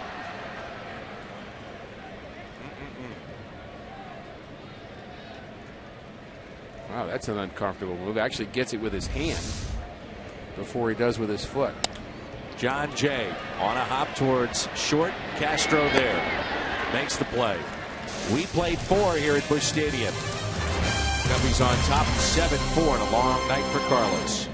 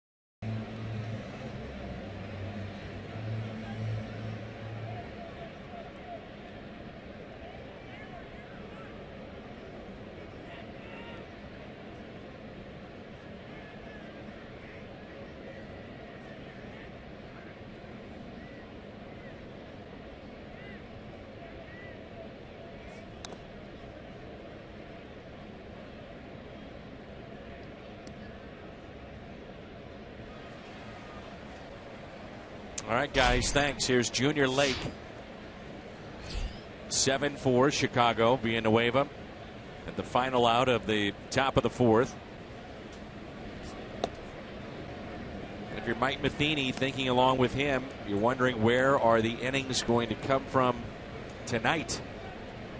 Which is the same kind of conversation the Cardinals were having last night, and so were the Pittsburgh Pirates. As the extra innings rolled on and both teams were running out of guys who were available after already having played an extra inning game in the series. The high fly ball lifted out to center field. Jay back and makes the catch in front of the Budweiser sign. And this is one of those games, and last night was too, where a manager is going to make a decision on how he uses his personnel that may not be as optimal as he would like to use in terms of matchups. So it's not what pitcher matches up better this inning, it's more who's available. And that's a very different way to have to manage, and not the ideal way. Now that can clear up in a couple of days. Somebody goes out and throws 8 innings and a start. Rosenthal cleans up, and now all of a sudden everybody's rested. But that's not where Mike Matheny and Derek Lilliquist are now. 0-1 pitch to Travis Wood. The fly ball lifted down the right field line and fouled. No balls and 2 strikes. Wood with a single RBI back in the first. The Cubs sent 10 men to the plate that inning. Struck out in the third. And bats here with 1 out. 0-2 count here on the top of the 5th.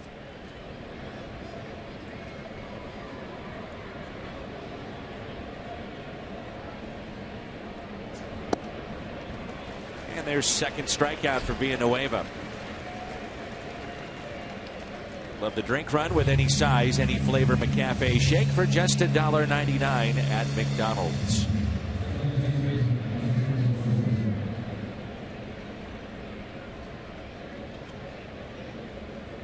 Addison Russell 1 for 2.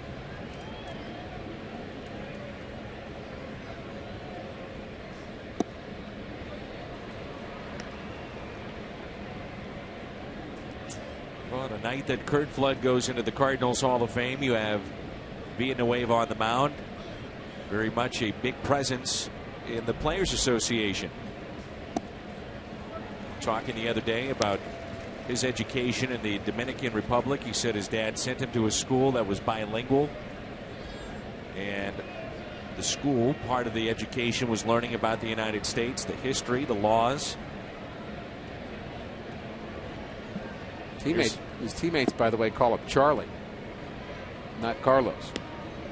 Part of that bilingual education, I'm sure, and I know that there's a great amount of respect for Villanueva, not just in the Cardinal clubhouse, but throughout baseball.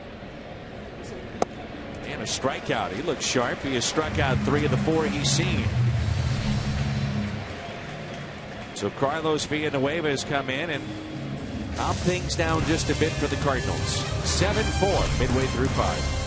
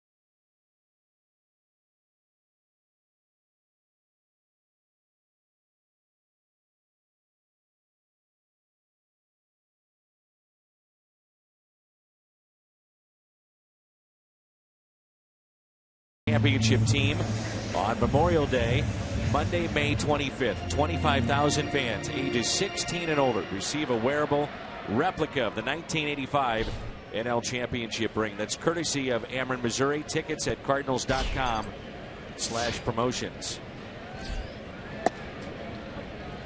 A strike to Matt Carpenter, and we're underway. Old friend Jason Mott getting loose. You know he'll get a nice response from the crowd when he's introduced for the first time being back in St. Louis.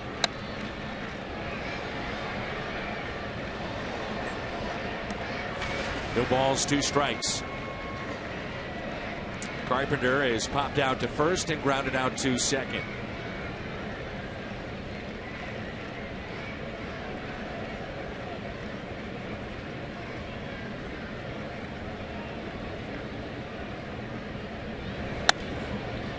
0-2 is hit out of play. You mentioned that Villanueva has restored order from the Cardinals' point of view. Unfortunately, so has Travis Wood for the Cubs.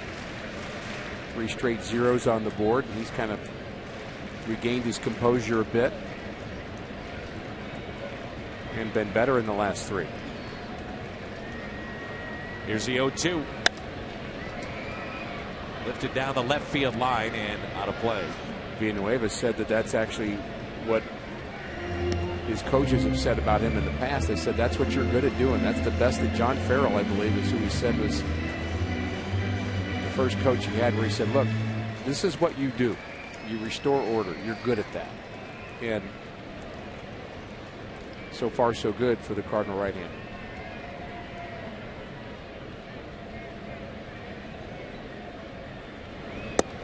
Villanueva now, if you include tonight, with 9 consecutive scoreless innings and counting. The Cardinals bullpen overall, phenomenal numbers. Got a good feeling about this game. The 1-2 and a swing and a miss, and Carpenter strikes out. Travis Wood has struck out 5. Let's go in the driver's seat with Kia. Matt Holliday digging in. So last 19 at home and 8 home runs against the Chicago Cubs. Holliday 1 for 2 tonight with a ground rule double.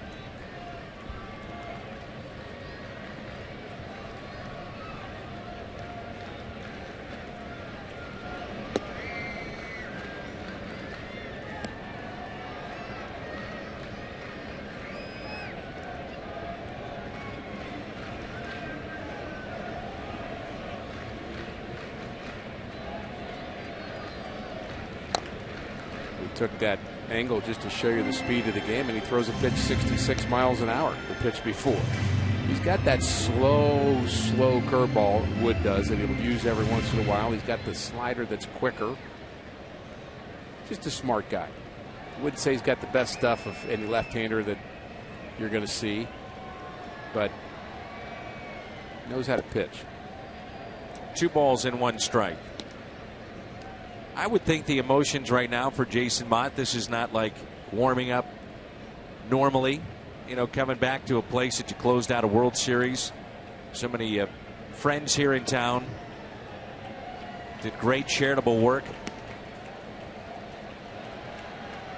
It's one thing to warm up at Wrigley Field against the Cardinals. It's another thing to do it here at Busch Stadium. And if you're a big league pitcher, you have a degree of, I guess, thick-skinned nature that you develop where, you know, you're going to kind of be so, I guess, self-assured that you don't need to be justified as a player. But when you're playing against a team that lets you go, you still have a little bit of that. I mean, you can't help it.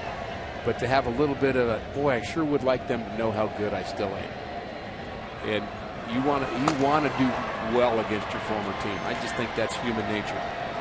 Not just the fans, not just the experience, maybe his friends being here at the park, but you want to tell the organization, don't forget about Jason Mott. Starlin Castro retires Holliday. So 2 outs, and it brings in the shortstop, Johnny Peralta. After a rough first inning for Travis Wood, had a 1-2-3 second and third. And the Cardinals have not had a base hit since the first inning. Cubs about hit the Cardinals 9-3. The only base runner the Cardinals had was after a strikeout. The ball scooted away from Montero, and Wong was aboard. So he is settled in. That's why I find it a little interesting that you see Mott up in this spot, and Travis Wood only at 81 pitches.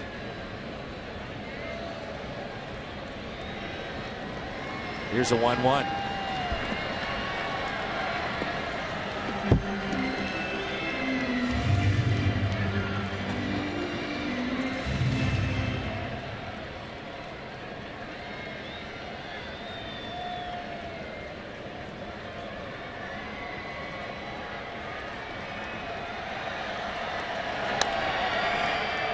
And a fair ball. Long throw for Bryant. Shows off the arm and a strike over to Rizzo.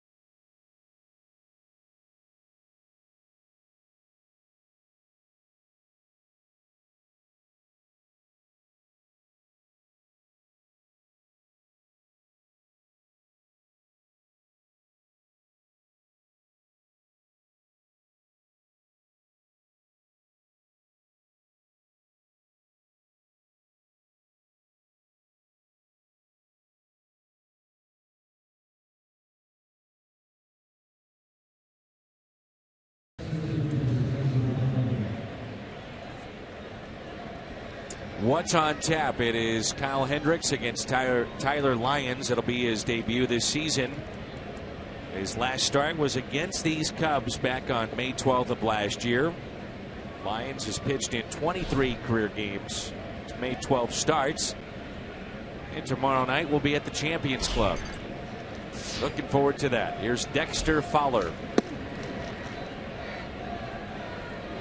We also have Jack Clark here at the ballpark tomorrow. He'll be throwing out the first pitch. Are you catching that? I'm catching that. I have the honor of catching that. Very excited about that. It'll be good to see Jack. And, of course, we're celebrating the 85 team all season long. And it's also going to be the Post-Dispatch Scholar Athlete night at the ballpark. So all of the students who are not only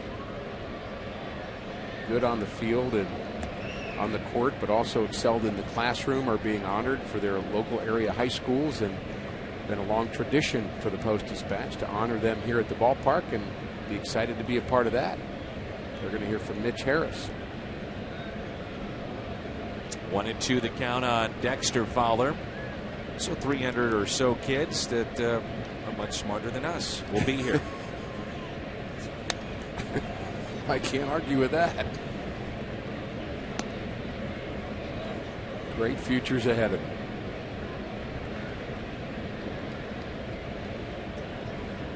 We've had Cardinal players who are college graduates speak to them over the years, and you typically have maybe two on a team. And I know when that's kind of thrown out there, people think, no, that's not right. But it is. Very few college graduates in Major League Baseball.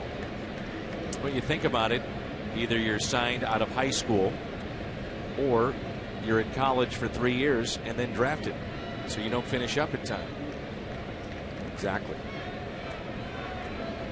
2 balls, 2 strikes on Dexter Fowler. Walked and scored, fly to center, and has struck out. 7-4 Chicago here in the top of the 6th.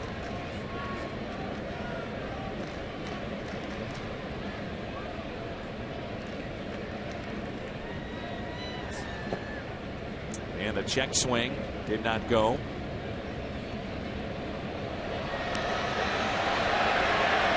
And we have a fan that decided to make their way onto the field. Will not show this idiot. And that's why you see the reaction there of Carlos Villanueva. This fan is right by the right field line. I'd say a good 5 to 10 feet from the dirt on the infield. We will not show this person. Now, there's a lot of people that always ask, why don't you show him? Well, we're not going to give the person the recognition of being shown on television, and that's the reason why. It's also a mandate, Major League Baseball, to do that. And another individual has decided to run onto the field as well. This individual is running on the infield.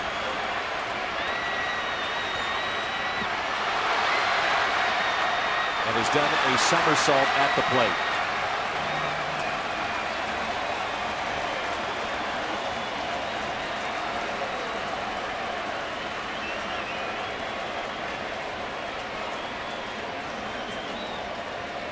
That fan is being subdued now by 5 ushers, 5 security personnel for the Cardinals, and a policeman on the field. And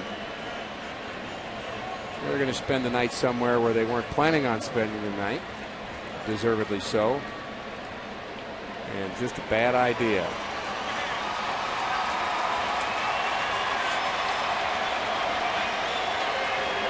And the fact that people are cheering for this guy is, well, it just doesn't make any sense. Interesting that there were some fans that were cheering initially, and then there was a round of boos to follow it. Now the security folks that were on the field, they had their helmets that were on. Some of those came off. So they're collecting those as they get back in position. All the while that this has been going on, Villanueva's been just standing on the mound. Still not ready to go as we wait for one of the policemen to head back into the bullpen. They'll close up the bullpen door. And away we go. So nobody on. Leadoff man is Dexter Fowler. Nobody out. And a 3-2 pitch. And a strikeout.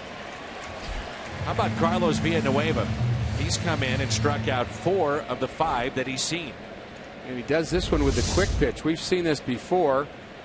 And it throws off the timing of the hitter. And not only does he do a quick pitch, but he throws a slider with it.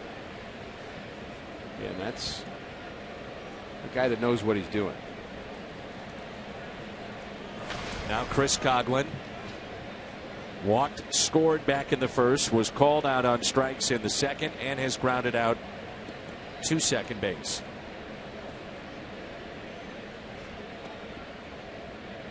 Dan, not to belabor the point, but Major League Baseball has become ultra security conscious, and they have made much more strict the rules about how fans are acting on the field towards one another, and certainly towards the player. There are players and coaches who are on the field, and they treat it as a dangerous situation, and they're going to handle it appropriately. Think about the time where the Kansas City Royal first base coach, I believe he was in Kansas City, got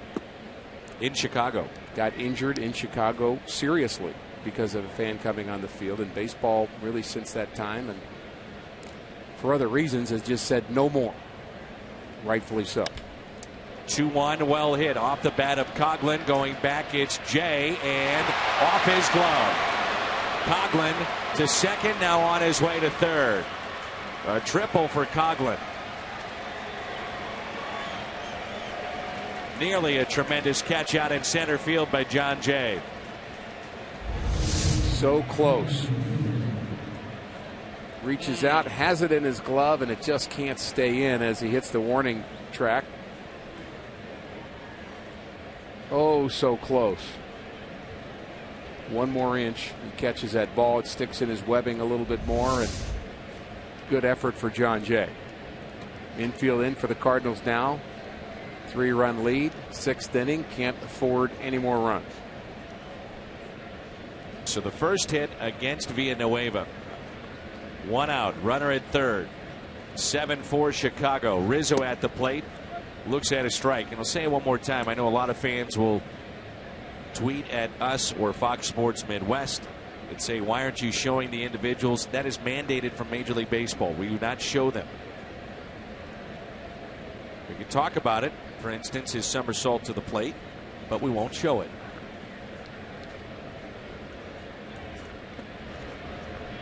One ball, one strike. I gave him a 9-2 on the somersault. The Russian gave him a 9. That's the Russian judge. I give the fans that booed his exploits a 10, drowning out the smattering of people that were cheering for him. Here's a 1-1 pitch.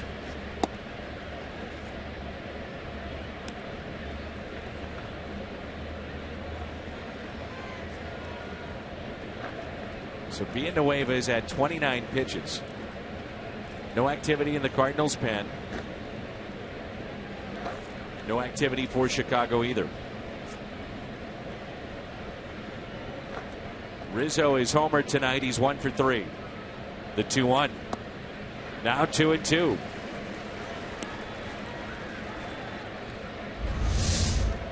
Breaking ball has been very good, very sharp and short too. Not a big break to it, but enough that Cubs are swinging over top of it.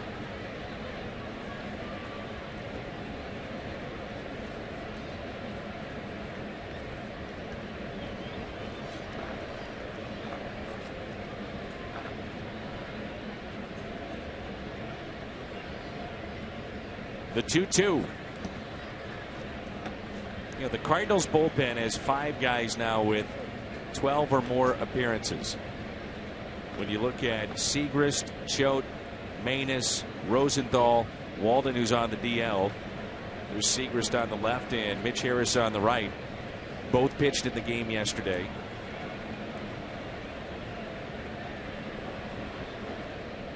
And Villanueva, they're asking to go deep in this game if he can. 31 pitches.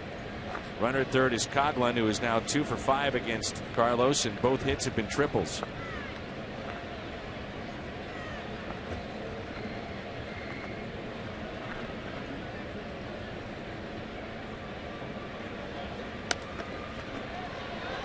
Popped up. Infield was in. Peralta going out and dropped it. It's been that kind of night. 8-4 Chicago.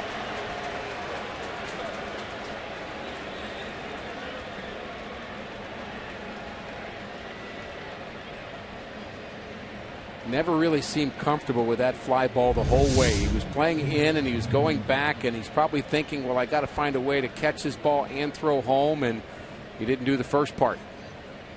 As it just kind of pops out of his glove, playing it off to the side, and certainly ruled an error. No RBI as Coghlan crosses the plate. It's the moon, Danny.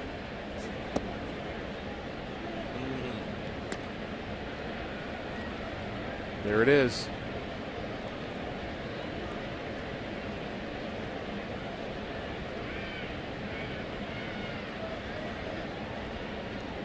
So an 8-4 Chicago lead. And Chris Bryant, a pair of walks, a couple of runs scored as Rizzo is back in safely.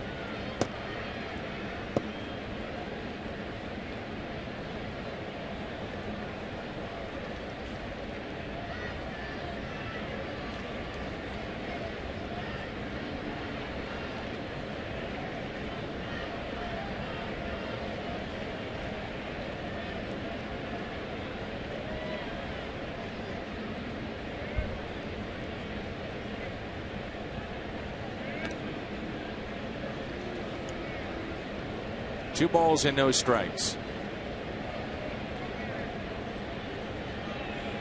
And that kind of day for the Cardinals. That pickoff play went to Rizzo, and he was already standing on the base. Had not taken his lead. And even when he takes his lead, it's not a lead. He's about what, maybe 1-2 steps off the bag? I mean, you at least normally get a step and a dive, and he's not even barely a step. Forget the dive. That's about where he was standing. Let's see if he stretches this lead out. Well, not really. Well, there it goes. Surprising the Cardinals a little bit. And safe as Rizzo steals it.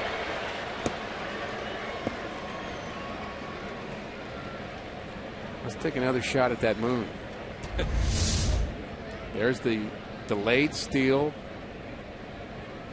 He thought he had sold the Cardinals. He might have been out. It looked like he might have been out there, but no one protesting that. So he lulled the Cardinals to sleep and then did the delayed steal.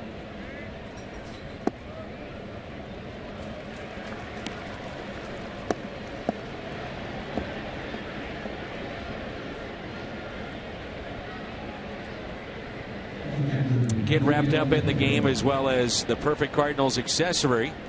That's May 16th. 25,000 fans ages 16 and older receive a Cardinals fashion scarf courtesy of Diet Coke and Schnucks. Saturday, May 16th. We're going to find out. For Bryant. Yeah, we're going to find out pretty quickly, Dan, what the Cardinals are thinking about in the bullpen, because there's action down there now as Carlos getting into some trouble here in the 6th inning. He's been so good. Montero hits a ground ball to first. Reynolds will take it himself, steps on the bag. Runners advance to second and third. He should be out of the inning right now. That's Miguel Sokolovich, who's the winning pitcher here yesterday afternoon or evening, depending on how you want to look at it. It was a long day at the ballpark.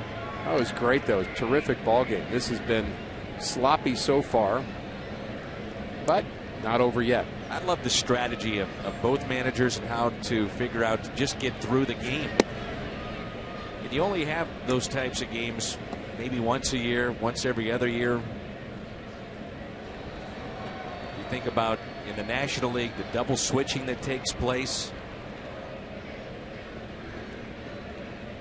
No DH.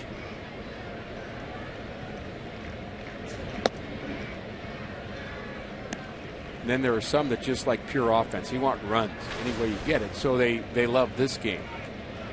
But in my mind, this is sloppier baseball from the true sense of the way the game needs to be played or should be played. Pitchers not throwing strikes as often.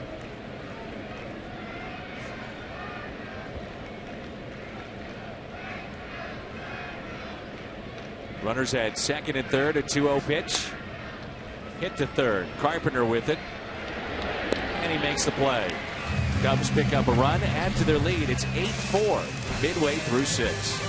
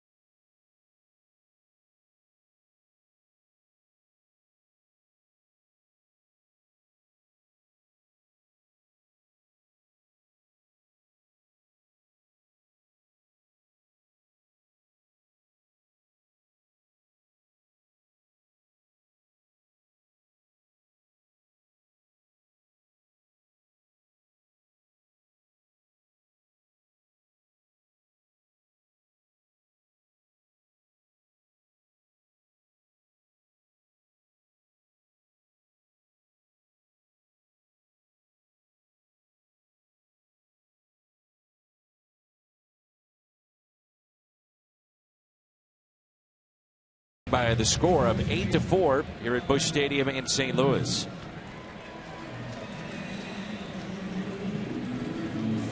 He has our Yellowwood bringing the lumber.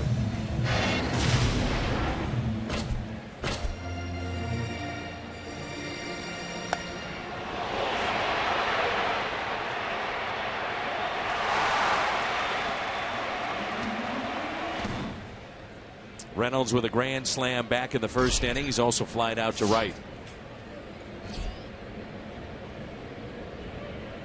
The shift is on. Travis Wood, 6th inning of work for him, and he floats in a breaking ball for a strike. Really, the story of the game so far is that the Cubs didn't have to bring the lumber in the first inning. They just had to bring their walking shoes. Carlos Martinez struggled with his command and his control, walked 3 batters, the first 4 that he faced, and as often happens, get a couple of hits to follow, and then all of a sudden it's a big inning. And Reynolds with his grand slam at the bottom of the first certainly made this game interesting.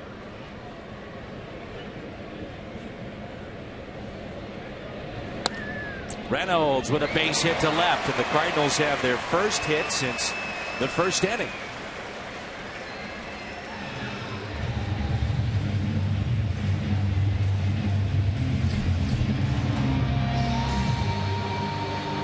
Phil Koch and Jason Mott getting loose. First hit since the first inning, you say? Yes, sir.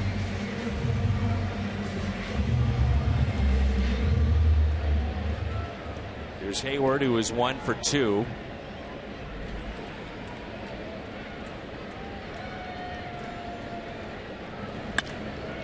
And that's a base hit into right.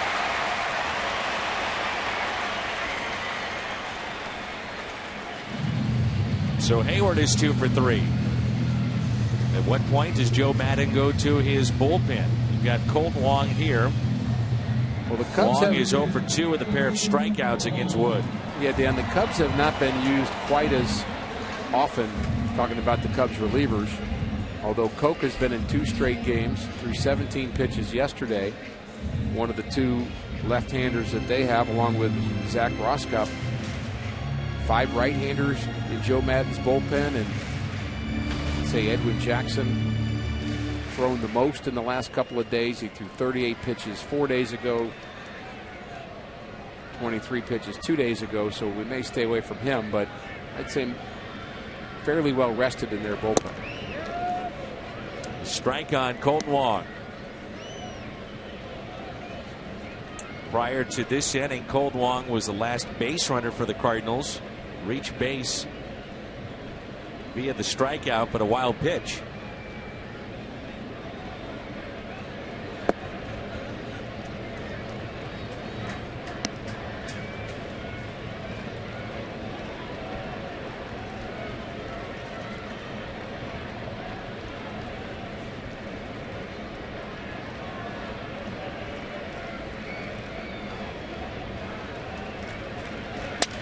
Broken bat, center field, that will drop. 3 consecutive hits. Run will score. That's Reynolds. It's now 8-5. And the tying run will come to the plate.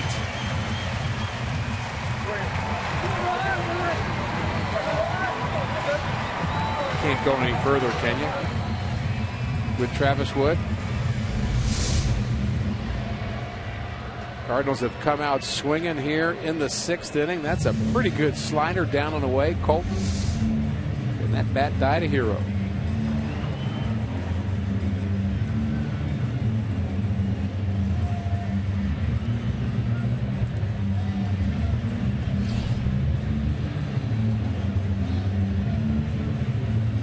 We'll hear the reaction here for Jason Mott as he comes in from the Cubs bullpen. The Chevy called to the pen.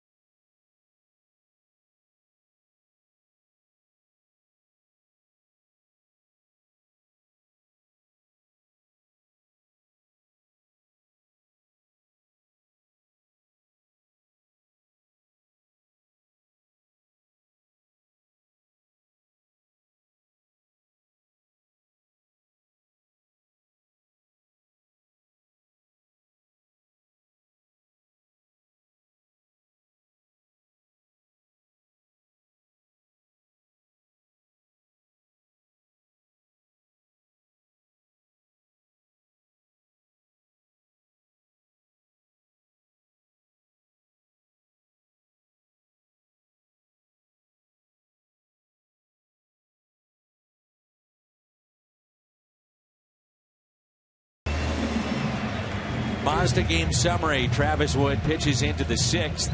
Montero is 2 for 4, 3 RBIs. Carlos Martinez a rough 3 2/3, and Mark Reynolds a grand slam. Right before we went to break, Jason Mott introduced to the folks here at Busch Stadium. Very nice round of applause.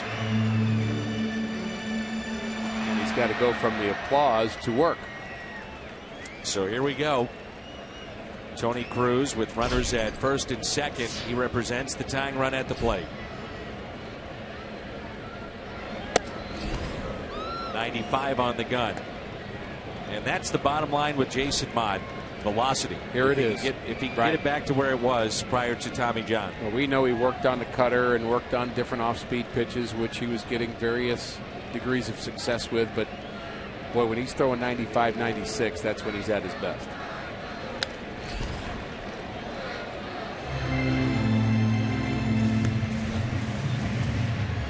Oh, 2.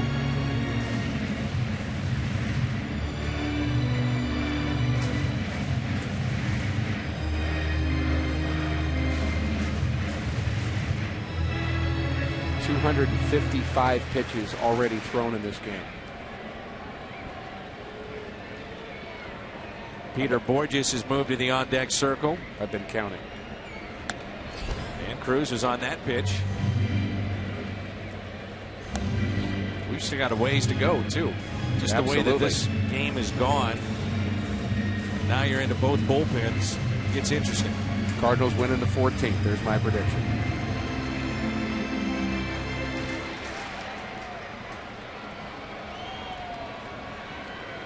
Why not? Here's the 0-2.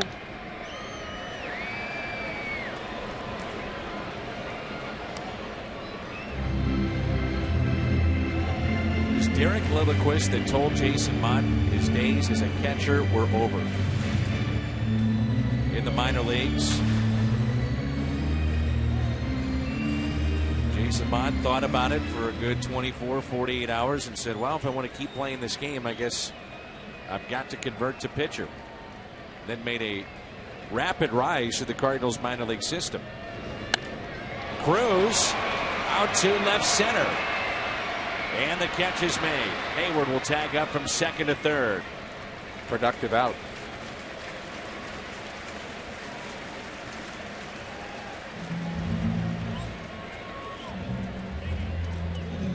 Peter Borges will be the Cardinals pinch hitter.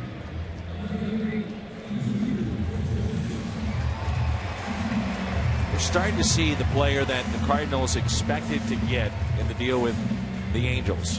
The hip surgery is clearly helped out. A lot more free and easy.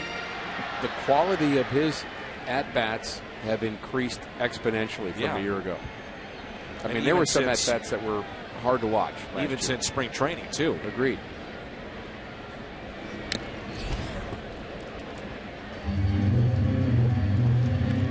Jason Mott this season, 11 games. He's allowed runs in 2 of them against San Diego and Pittsburgh.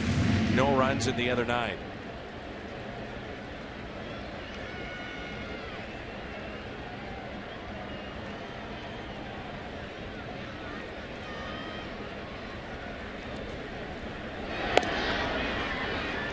Junior Lake is shallow in right. Just about straight away in center and in left.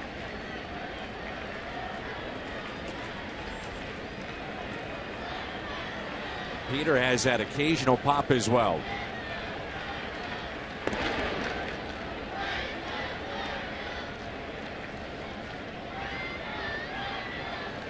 Really still getting settled in as a Cardinal, isn't he?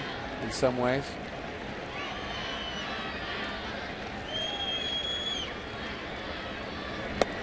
I think as the year goes on, we're going to see his playing time increase.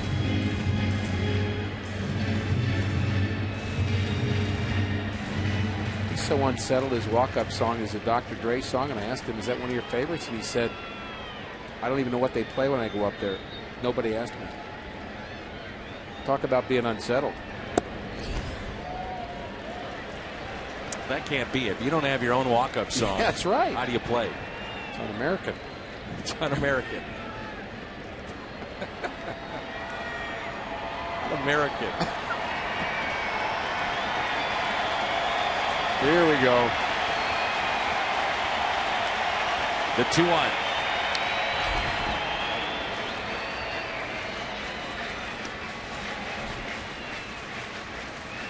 I think you like this matchup because if Peter Borges strikes out, a lot of times you'll see that with the slider. Exactly.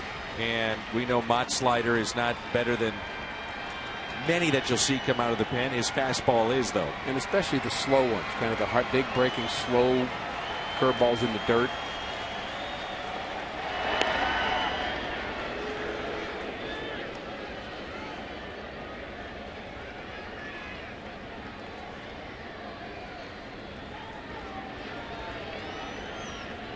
Two and two the count.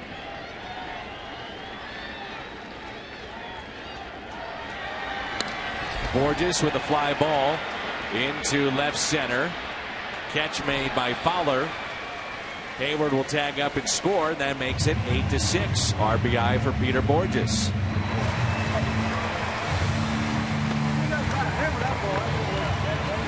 So Tony Cruz, who was down 0-2 in his at-bat, managed to battle to get that fly ball deep into the outfield to advance Hayward to third. Is part of the reason the Cardinals have added another run here in the bottom of the sixth. Phil Koch will be the new pitcher for the Chicago Cubs. Our Chevy call to the pen. That's it for Jason Mott. He gets 2 outs in relief of the starter Travis Wood. Koch against John Jay when we come back.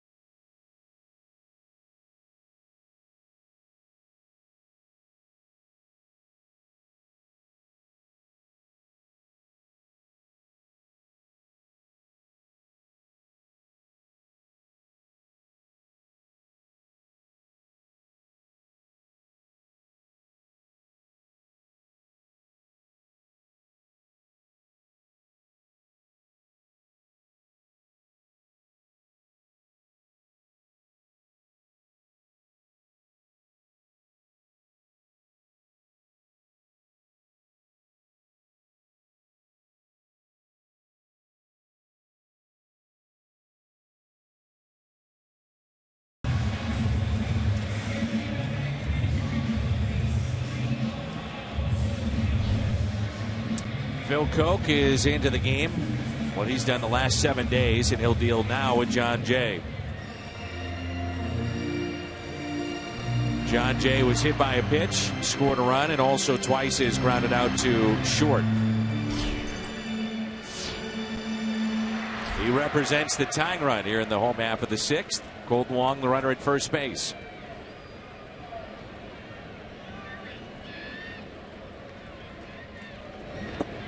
Danny, this game is not going to be the kind of the perfect example of how speed of play has worked in baseball, but it is interesting to me. It's something that we haven't noticed, thought about, talked about in a couple of weeks probably, the clocks, and I think it's become so smooth.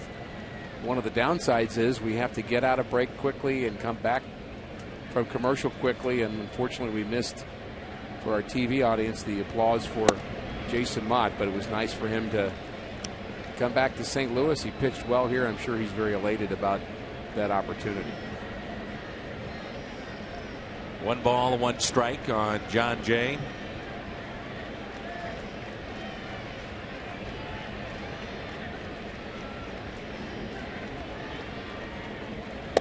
Matter of fact, in talking with some of the players, they have heard from Major League Baseball if they step out. It's being, watched very carefully. It is. There's Jason.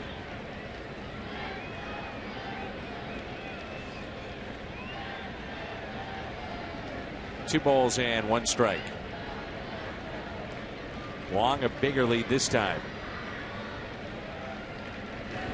Not running, and the pitch is pulled foul. 2-2.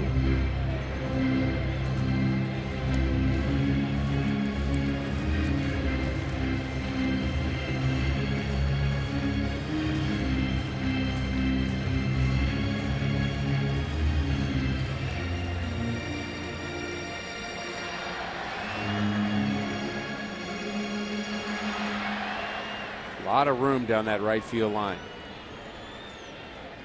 Just daring him to pull the ball, aren't they?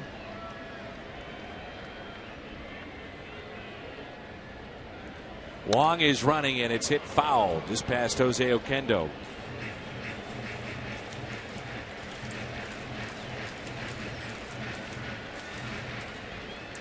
Phil Koch has gone now 29 games, a span of 21 1/3 innings without allowing a home run. Last home run he gave up was to Gabby Sanchez of Pittsburgh last year.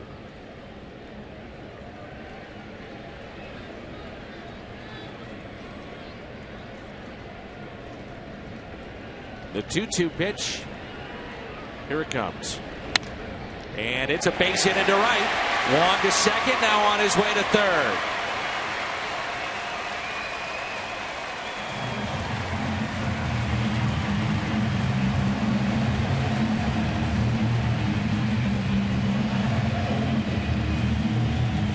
So many good at-bats against left-handed pitching for John Jay. He does not give in, does not give up, keeps his front shoulder in, and finds ways to get hits.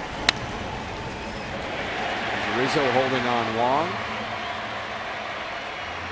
A long way to run for Junior Lake in right field to run down that baseball.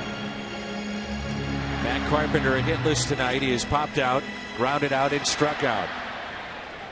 So the tying runs through everything that's happened going against the Cardinals tonight. They have the tying runs on base and the go-ahead run at the plate. Matt Holliday is on deck.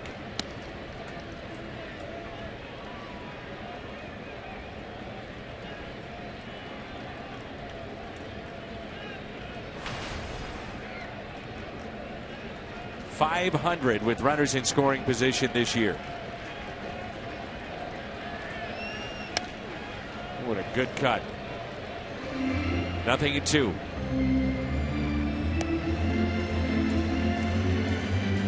Carpenter may get a new bat. He checks it.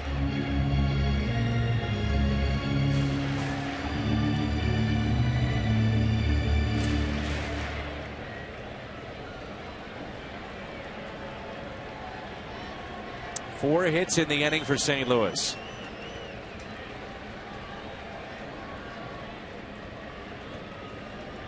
The 0-2 to Carpenter.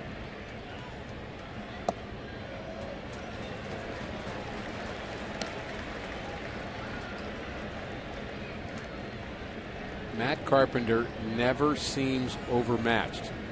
Numbers with runners in scoring position. He and Matt Holliday both over 500 so far this season. Can he do it again?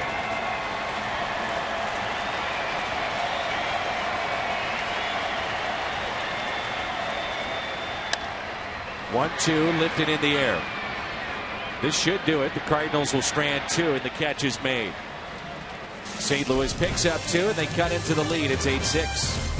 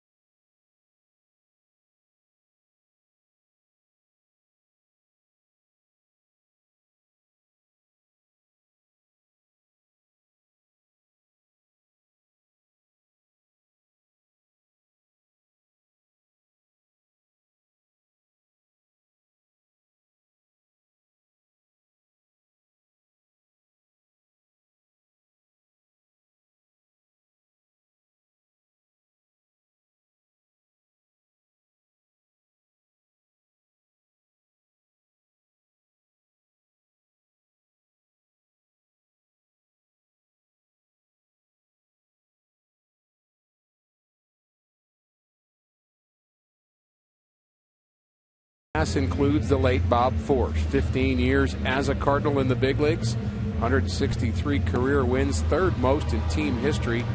And we know about his 2 no-hitters in the '82 World Series championship. So much to say about Bob as a great teammate. And there's a look at our 4 new members of the Cardinals Hall of Fame. Ted Simmons, Bob Force, Curt Flood, and the great teacher George Kissel. Announced here today at the ballpark. And our Chevy call to the bullpen, Miguel Sokolovic, was the winning pitcher here last night. Pitched just an inning, but he pitched the right inning as the Cardinals came back thanks to Colton Wong and won an extra inning contest against the Pittsburgh Pirates. What a series that was over the weekend. Bit of a sloppy game here so far, but the Cardinals have fought their way back. And as we start the 7th, it's just a 2-run game. 8 runs, 10 hits, and no errors for the Cubs. The Cardinals, 6 runs, 7 hits, and a costly error by Johnny Peralta. And a strike to Junior Lake, and we're underway here in the top of the 7th, 8-6. I don't know about you, it has the feel of one of these games that the Cardinals should not be this close. I mean, they're within 2 runs. No question. The way that this game started, off of Carlos Martinez, a 5-run Chicago top of the 1st. 2 1/3 innings out of Carlos Villanueva in relief. He gave up 1 run, but that was unearned. And again, we would just, not for the error, have a 1-run game. Villanueva giving up just the 1 hit, 1 walk, and 4 strikeouts. Another terrific job by him. It's sharply to short. Peralta bobbled it just a bit in the exchange, and diving in head first safely, Junior Lake. So the leadoff man is aboard. Lake is now filling in for Denorfia, who left with a hamstring injury. Couldn't get it out of the glove. Yeah, no chance probably to make this play anyway. There's the bobble and then the throw, but Lake already flying across the bag.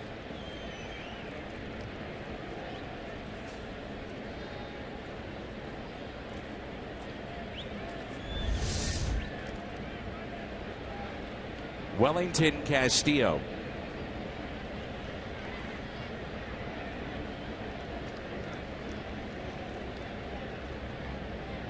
The Cubs right now carry 3 catchers. Castillo, and then David Ross, who basically is the personal catcher for John Lester.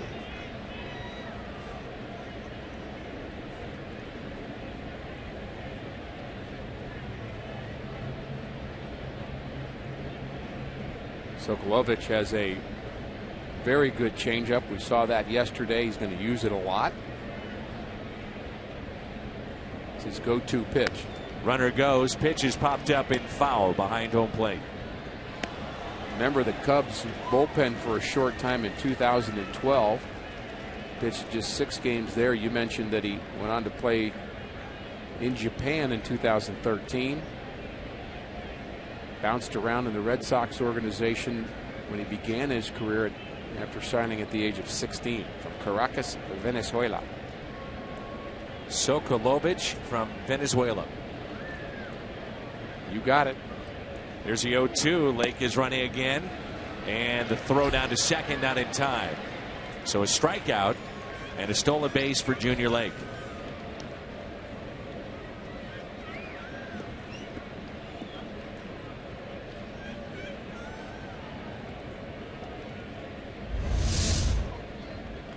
Tony Cruz wants to stay down on that ball to stay with it. There's the swing through, and not really in a good position to make that throw. Pretty good jump as well for Lake. Addison Russell. Russell is 1 for 3 tonight. And a ground ball that's hit to short. Peralta looks back Lake, and the tag by Reynolds. He was off the bag. Mark Reynolds applies the tag.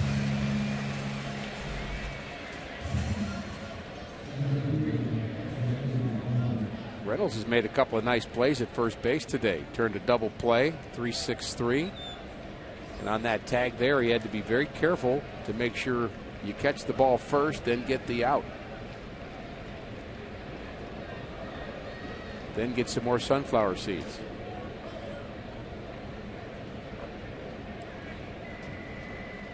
That was his reward for a good play. Carries the whole bag out there, doesn't he? He does. Reynolds, he might have 2 bags of seeds after that play. Yeah, give the man more seeds. Nice play. Right on the line, time to stretch. Sokolovich, a scoreless frame.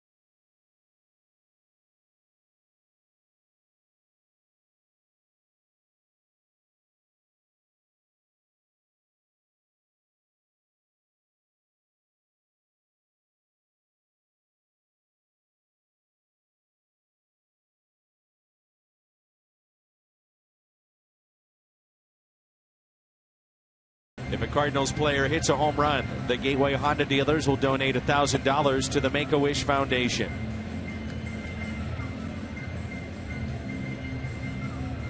It'll be Holiday, Peralta, and Reynolds for St. Louis, trailing by the score of 8-6 in the home half of the 7th.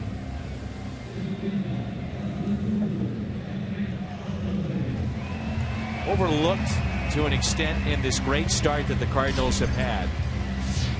The offense has not been to the level that it probably needs to be over the course of 6 months because the pitching has been so good. Might say that about a lot of teams in baseball too. Yeah. The Cardinals aren't alone in that, and they've had some stretches where they've done well offensively, but not every night. And I think they're still searching for that, but certainly have the right pieces in place. It's a matter of being more consistent. A swing and a miss. Pedro Strop is the new pitcher for Chicago, and that pitch you just saw, a slider, went right, is devastating. He's got a nasty slider, already 13 appearances, 14 strikeouts in 11 innings. So he knows how to put hitters away, and the slider is usually the choice. Then you mix in a mid-90s fastball, and you can understand why the Cubs have talked about potentially Strop being a closer, but they like him in this role. Wears his hat like a left-hander, but other than that, I like him.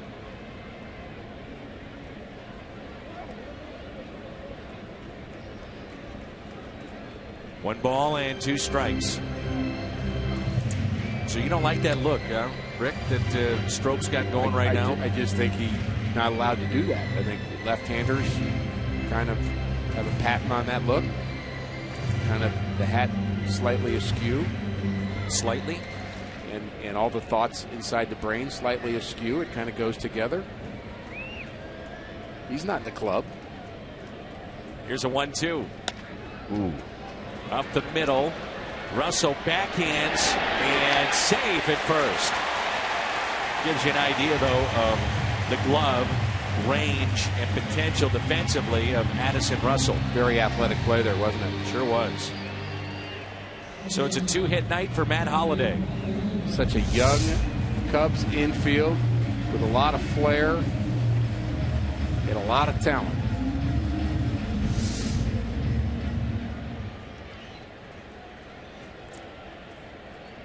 And again, the tying run comes to the plate. Tough night defensively this evening for Johnny Peralta. He could change that with one swing.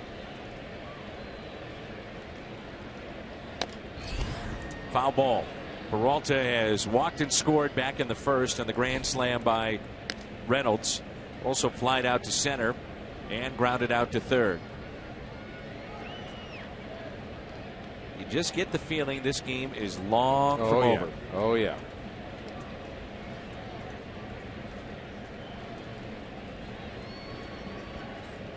So again, the Cardinals have the tying run at the plate. 0-1 pitch. The slider in the dirt.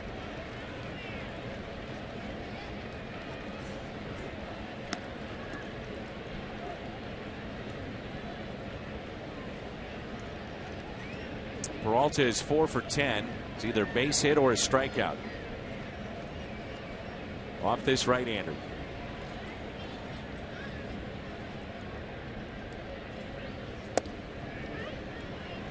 Saw the knees buckle there of Johnny Peralta. That's a good indication.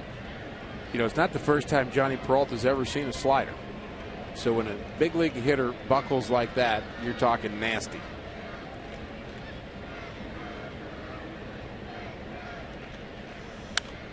Out of play. Stroke, opponents hitting 132 against him.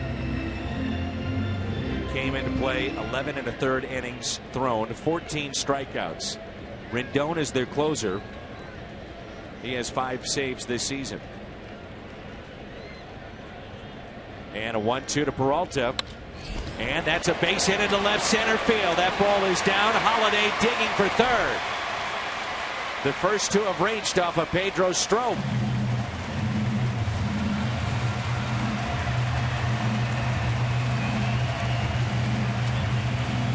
Peralta got just enough of that and was actually thinking about 2 and ran really quickly around second base. There he's jammed. Muscles it into left center field. And here's Holliday seeing it down.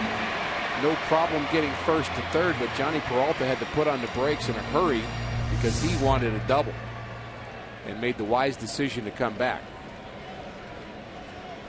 This is old-fashioned hardball right here. Yes, it is. Strop and Reynolds. Shift applied by the Cubs. And that pitch in the dirt. You think about the slider, potential of a wild pitch. I think about the slider. I think about the Cubs. I think about a reliever with nasty stuff. I think about Carlos Marmol.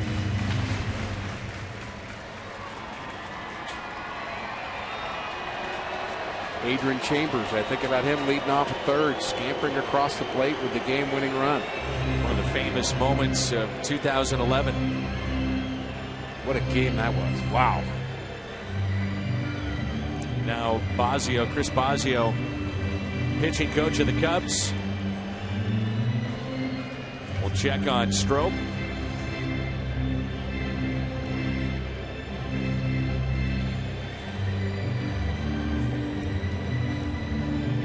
You have to think about wild pitches and ball getting away when you've got a reliever that is as nasty as Pedro Strop is. He's not easy to catch, and neither was Carlos Marmol.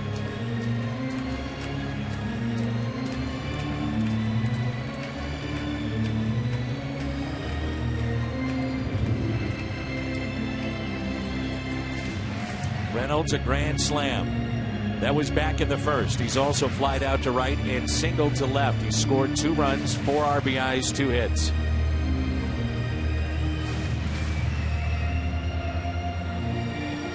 There have been so many great Cardinal Cub moments over the years, haven't there? So much fun over the years. Stan the Man's 3,000 hit at Wrigley Field.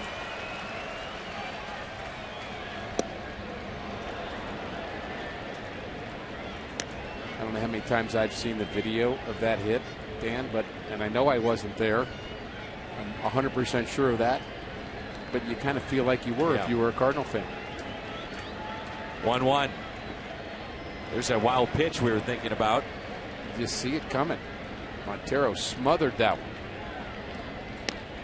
You know, over the years, Montero and Molina have been the workhorses of the National League in terms of innings caught.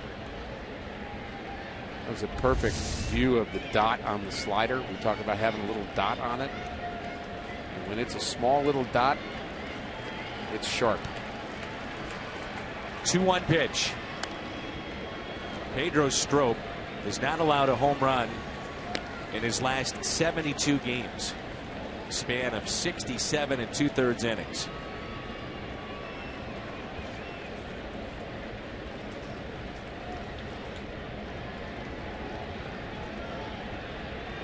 Here's a 2-2 pitch. So that moment, Dan, that we remember, Adrian Chambers, Carlos Marmol, the Cardinals have been fighting back. It's September 24th. That pitch gets away, bounces away, and there comes Adrian Chambers, and this place went crazy. Tremendous come from behind victory. The 2-2.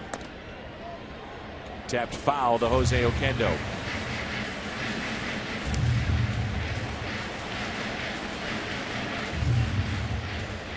Adrian Chambers then left the organization, was with Houston.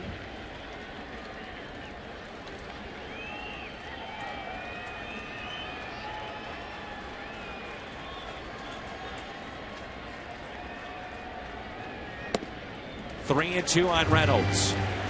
Jason Hayward is on deck.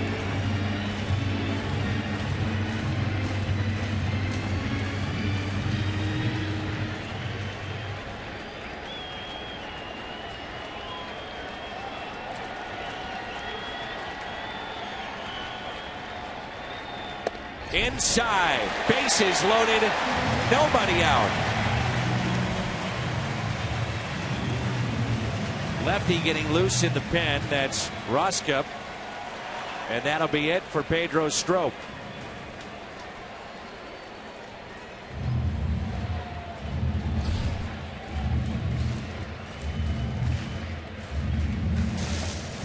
Zach Roskup coming on with the bases loaded, no one out.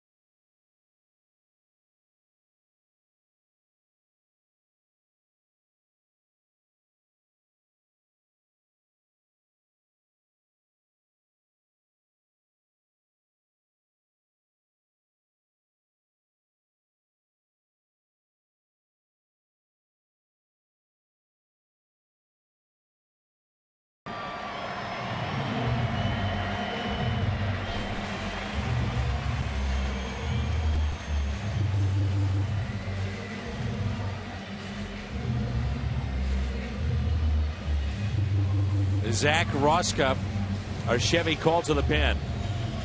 10th appearance, .93 ERA.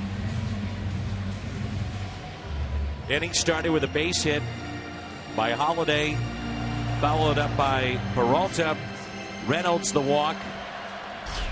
Bases loaded, nobody out. 8-6 Chicago. In a game in which they led 5-0 at one point.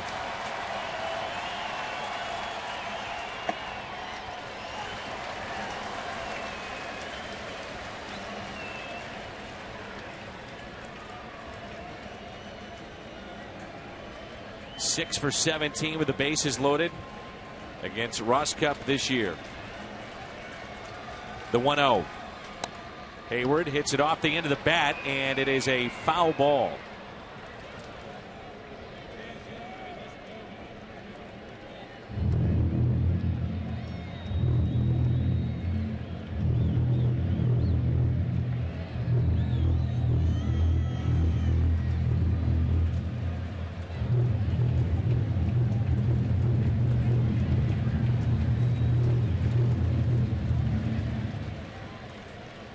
Cubs are back on their heels right now, aren't they?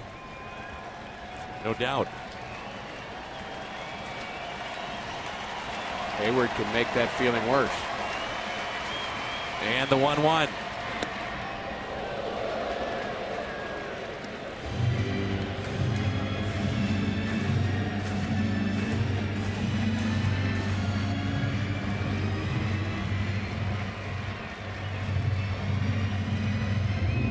Hayward wants a new bat.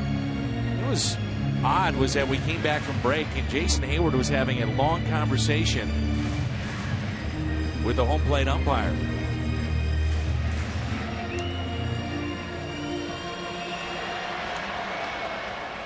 And now in the middle of an at-bat, he asked for a new bat. See if it pays off. Left side, Bryant, nice play. Run will score. Hayward safe at first. They get one out, and it makes it an 8-7 ball game.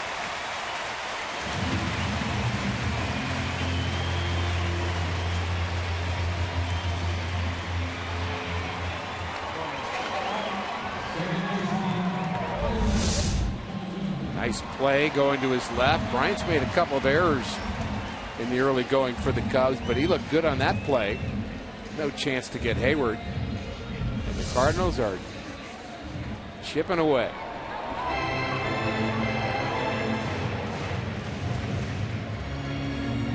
Joe Madden again out to visit. He's been busy today. Yes, he has.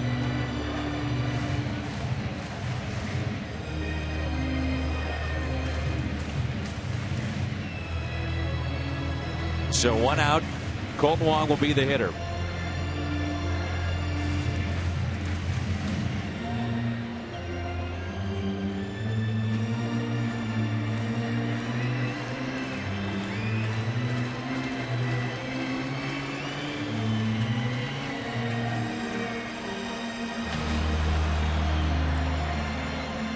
RBI single back in the 6th. And it was his single that knocked out the starter at the time, Travis Wood, a hero yesterday.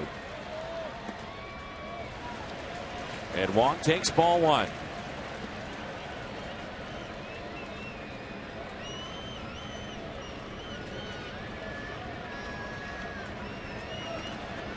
Runners at first and third.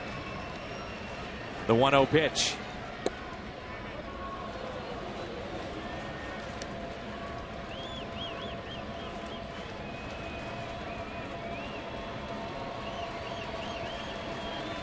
Big crowd ready to erupt.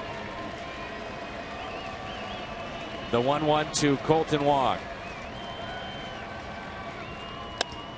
Little flare. Base hit. This game is tied. Colton Wong comes through. Hayward challenging the outfield of the Cubs. It pays off. 2 runners in scoring position. Wong back-to-back games. Big hits.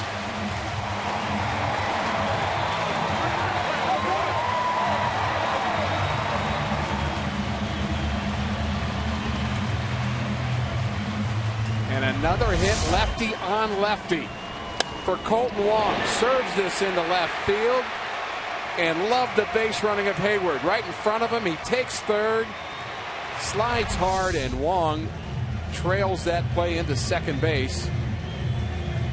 Ricky, that could be the play of the game. Hayward from first to third on a ball like that. 100%. That is very, very important. Base running, taking that extra base, putting pressure. There's already pressure on this Cubs team. We've made that point. They're on their heels. When they're on their heels, push them back further. Now it is Tony Cruz. The infield is brought in. Kolten Wong comes through again. Runners at second and third. 8-8 our score. One of the great traits of this club early on, they just do not give in. Would have been easy after a long weekend, trailing then 5-0 in the first, to say, all right, not our night. Not this team. Carlos Martinez now off the hook. Carlos Villanueva now again the man that righted the ship. The 1-0. Cruz. Base hit! Cardinals have the lead! Tony Cruz on his way to second base. A double that scores 2. Busch Stadium has erupted.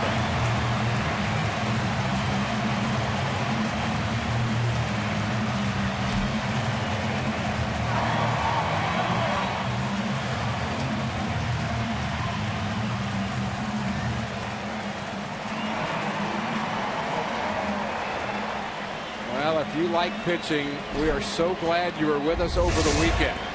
And if you like offense, you've come to the right place tonight. Tony That's a good Cruz, way to put it. Oh, man. Something for everybody.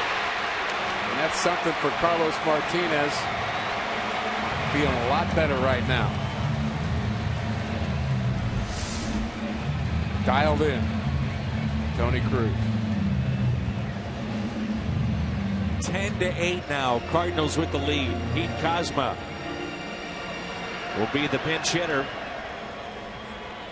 Matt Belisle is warming up at the Cardinals pen. And our thoughts return there. Now you start thinking about who could close a game out. On a couple of hops. Hit to second. Cruz advancing from second to third. The way that things have come together, how do you not love this team? I mean, the quit, the lack of quit, the fire. It is a trait early on with Mike Matheny's club.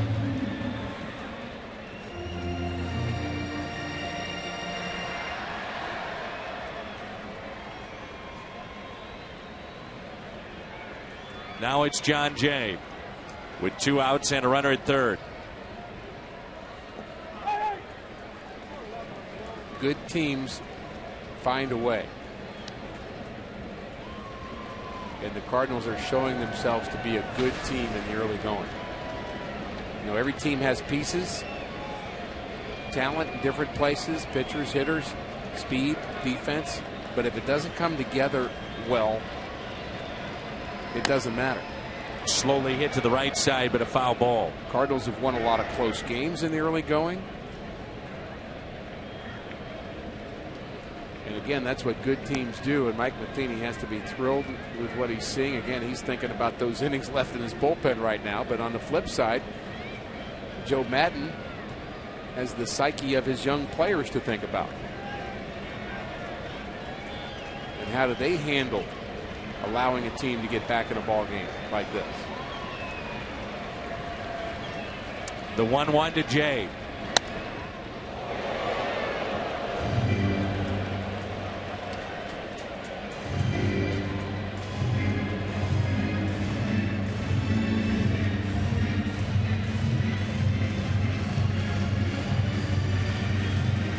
Cruz barely getting out of the way of that line drive, and Oquendo as well. Little slicer. They both have their hearts beating a little extra fast right now.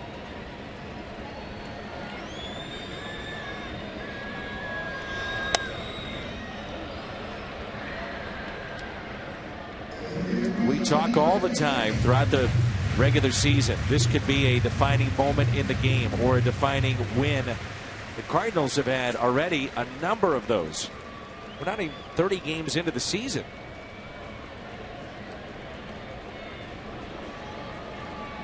The 1-2. Ground ball hit to the right side. Addison Russell is there. The Cardinals pick up 4 in the bottom of the 7th. And they have their first lead of the night.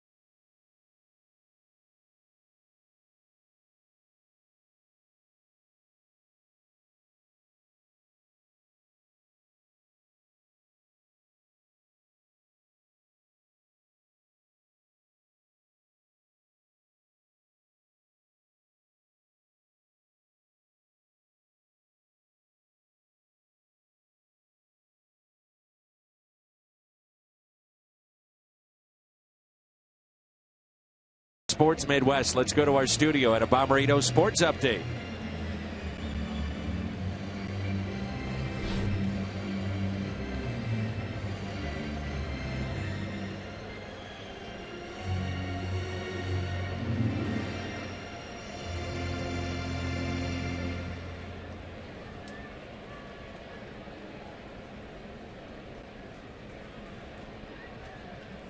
What a way to start that era, beating Clayton Kershaw.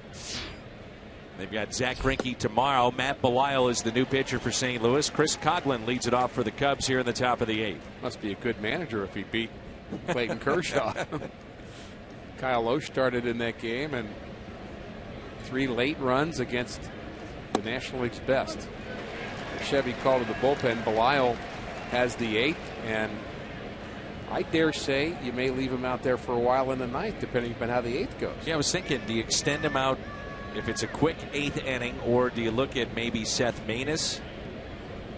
You wouldn't think it would be Rosenthal. He's pitched an awful lot, 3 days in a row coming into this, and I believe 4 out of the last 5. I think you could use Randy Choate perhaps against Miguel Montero, whether that's this inning or next inning. I think that's another option.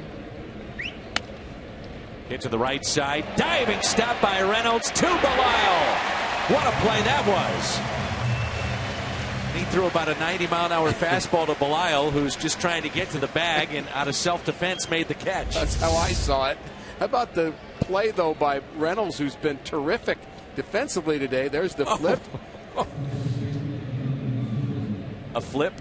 Well, I'm going to call it a 98-mile-an-hour flip, about face high. What a night for Mark Reynolds. You're taught, get it to the pitcher as quickly as possible. There you go. And he did. He did. I mean, that's not an easy play for the pitcher. Running, Well, finding the bag. I mean, you've done it. And here's the deal. And you learned this in spring training. Don't wait to try to time it so they catch it when they go over the bat. You're not leading. Just get it to him as soon as you can get it to the pitcher, so then he can have the ball in his hand while he tries to find the bag. If you're trying to just time it over the bag, you make it a harder job for the pitcher. That's talked about every spring training, but it's your inclination to do it. But big picture, the defense of Reynolds has been a difference in this game. Sure. And his offense. Anthony Rizzo at the plate is homered, reached on an error. Belisle. And 2 balls and 1 strike.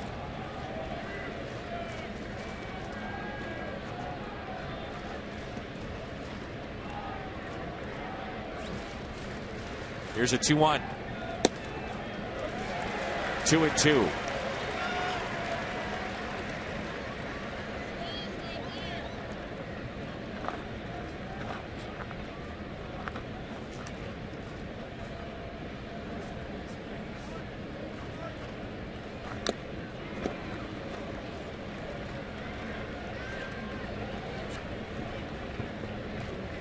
Matt Belisle appearing in his 12th game with an ERA of .90.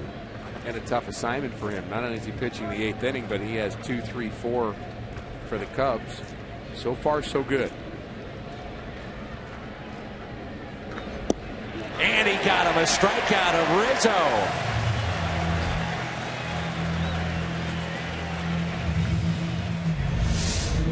Backdoor slider. Backdoor is open. Got the call. Rick, if the Cardinals can hold on and win this game tonight, they go to 10 games above 500 already at home, 12-2, and it would be their 7th win in a row. Still 4 outs to get. Here's Chris Bryant. And they would be plus 13 overall, and Mark Reynolds would bring out the lineup card again tomorrow. You bet he would. Here's the 0-1. Now 0-2. That's the other thing that you love about Belisle. A strike thrower coming out of the pen. He's only had 3 walks, and he has struck out 9 now this year. So he reminds me of Manus a little bit in the bullpen. Manus more of a sinker, changeup guy. Belisle more of a sinker slider guy. And there's the slider. Both guys not overpowering, but both guys work quickly. And you're going to get a lot of strikes from him.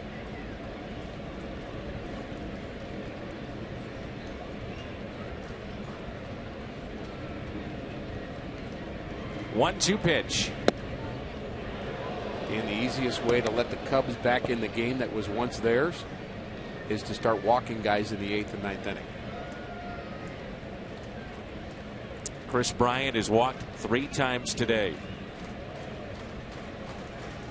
The 2-2.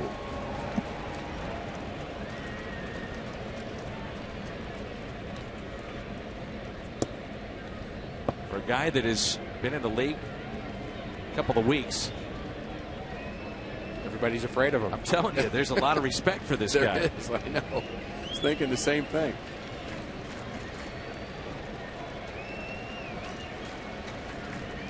Here's a 3-2. It's kind of like when you look at Bryce Harper, and for a while he was leading the league in walks, and everybody says, you know, the players say they vote, and it's not naming names, but they vote and they say, okay, he's the most overrated player in the league. Yet you didn't need names because it was an overwhelming vote. Exactly. But yet he's walked the most. There's some respect there. And a 2-out walk to Chris Bryant. Just what you don't need. Now you have the left-handed hitting Montero, who has some power, 3 home runs already this season, and I just think he can flat out hit. Really like him as a player. So the question, I guess, if you're Mike Matheny, does Choate come in to face Montero, which he's not, because on the flip side, Joe Madden then could say, all right, David Ross is going to face Choate, but he carried 3 catches like this. And maybe you save Choate for potential Anthony Rizzo in the 9th coming back around.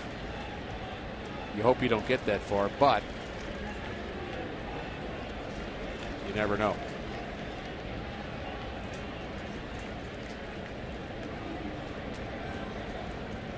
One for 13. That's another good reason why Matt Belisle is still in this game. Right-hander is throwing now in the Cardinals' pen.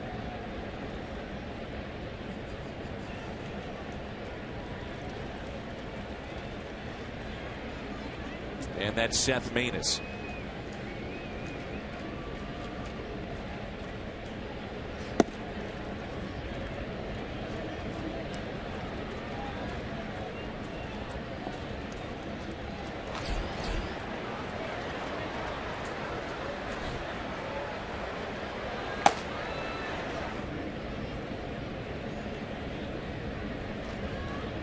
A 1-0 to Montero. That's taken high. 2 balls, no strikes.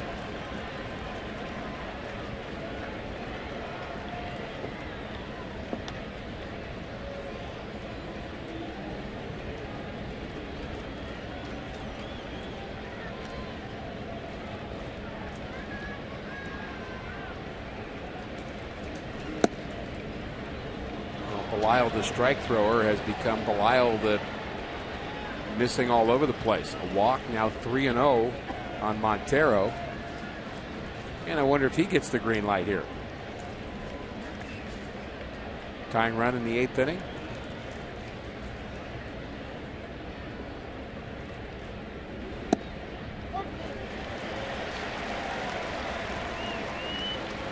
Looked to me that Tony Cruz was setting up off the plate. Look where he's setting up on a 3-0 pitch to Montero. Hits the glove. Could they possibly be pitching around Montero? Again, off the plate.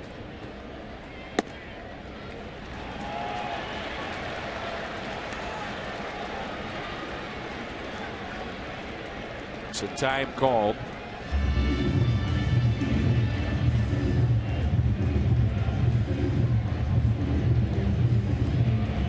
Herrera will pinch run for Montero. Edwin Jackson is throwing in the bullpen for the Cubs. It was odd, though, to see Cruz set up as far outside that he was. Setting up off the plate on a 3-0 pitch to Montero. That's just odd to me. So back-to-back walks. Herrera is your new runner at first base. That's Jonathan Herrera.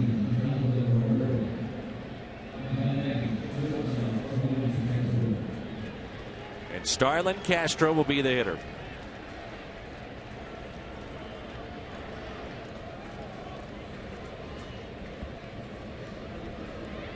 The Cubs have received 7 walks tonight.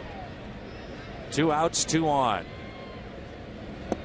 First pitch to Castro is taken for a ball. He said the worst thing you could do is to walk batters in the 8th and 9th inning to let the Cubs back in it. And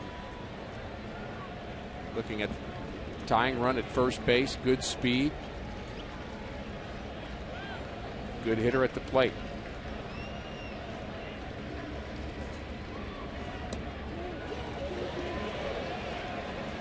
And he did go. Thought it was a strike anyway. 1 ball, 1 strike. Castro tonight was struck out twice. He singled back in the first, picked up an RBI, scored a run, is also grounded out to third.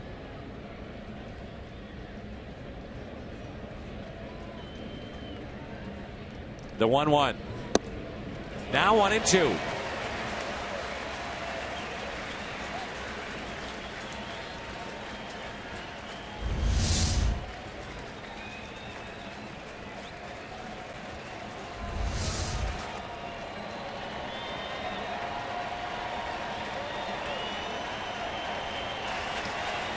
One-two pitch to Starlin Castro. He stays alive.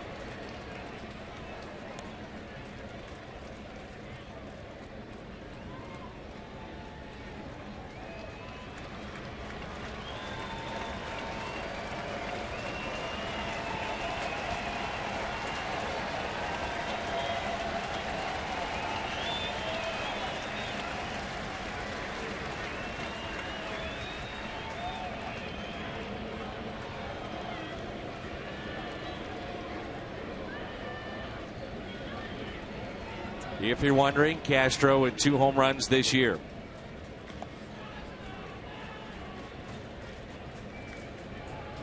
For what at times has been a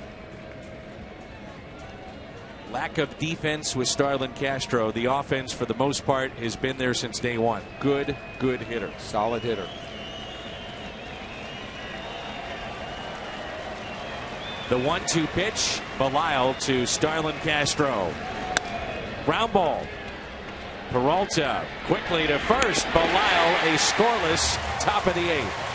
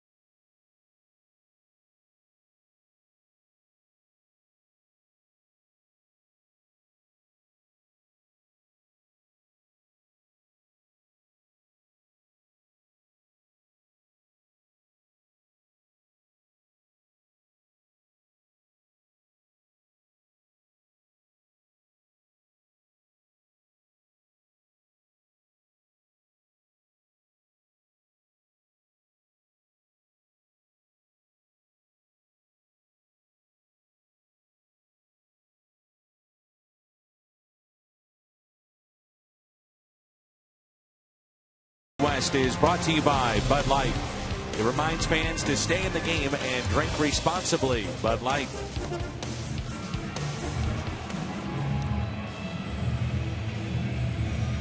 Lemon hits aside, the Cardinals with a 10-8 lead in what has been a crazy game. New pitcher in for the Chicago Cubs. And Matt Carpenter will lead it off.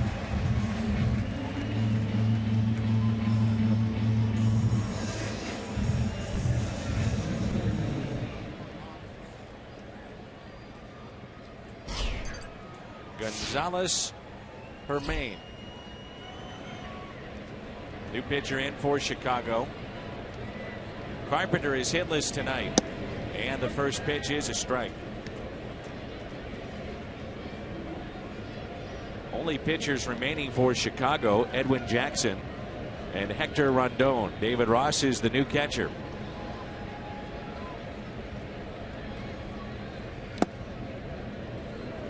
No balls and 2 strikes on Carpenter, who's popped out, grounded out, struck out, and flied out. 0 for 4.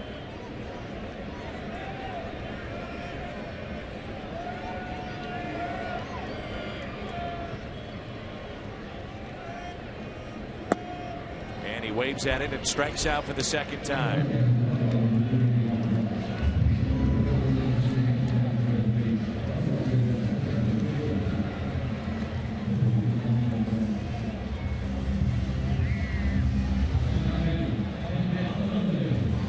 Holiday is your hitter with 1 out. The Cardinals leading by 2 runs. Matt has scored a couple tonight, and he's 2 for 4. Cubs on the bottom of the lineup, looking ahead to the top of the 9th.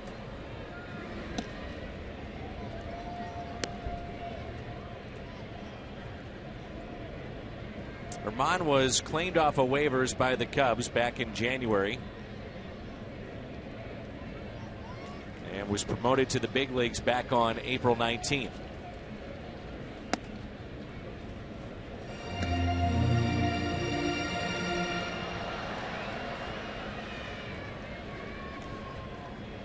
Lions and Hendricks tomorrow. Lance Lynn and John Lester, good matchup on Wednesday. Wrap up the homestand with John Lackey and Jake Arrieta on Thursday. Cardinals then head on to Pittsburgh for a 3-game weekend series. Off day on Monday. Interleague play against the Cleveland Indians. Here's a 1-1.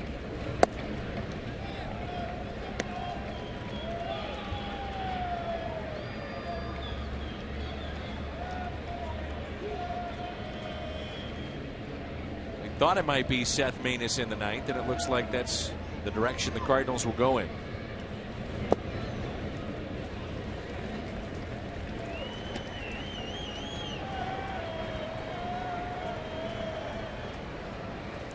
By the way, Herrera stays in the game after pinch running for Montero. He's at second base.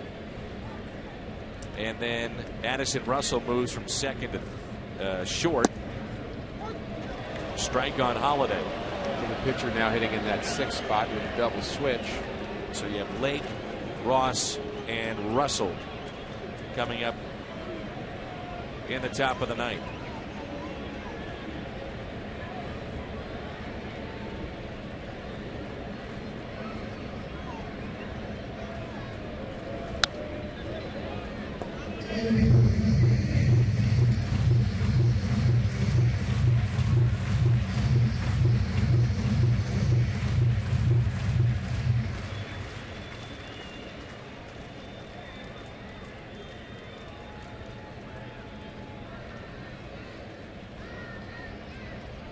Three-two pitch and a walk to Holiday. This copyrighted telecast is presented by the authority of the Cardinals and may not be reproduced or retransmitted in any form. And the accounts and descriptions of this game may not be disseminated without the express written consent of the St. Louis Cardinals. Cardinals with more work to do, but it might be hard pressed to think what was the most important hit that the Cardinals have gotten today. Go back to Mark Reynolds' grand slam in the first inning, but certainly Tony Cruz is double down the line. Colton Wong's base hit into left center field is a key hit in this game. There's been plenty of them. Jason Hayward able to go first to third. 2-hit night for him. Matt Holliday leading the inning off with a base hit. I mean, a lot of important things going on offensively for the Cardinals today and defensively. So 1 out, a runner at first. 1 ball and no strikes on Peralta.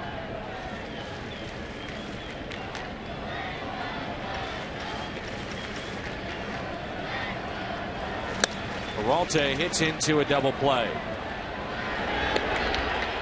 6-4-3 go the Cardinals with that double play. And now Seth Maness coming on as we head to the ninth.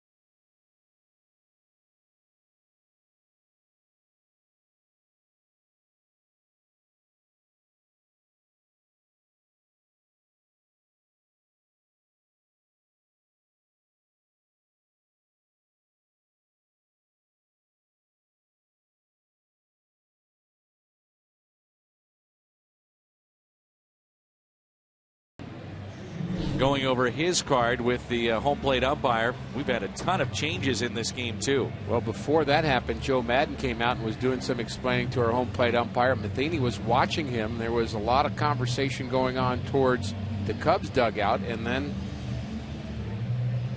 John Hirschbeck, the crew chief, wanted to make sure that Mike Matheny was on the same page and everybody's hitting in the right spot. Last time allowing 5 runs in the first against the Cubs was back in 2011. The Cardinals won that game 13-5.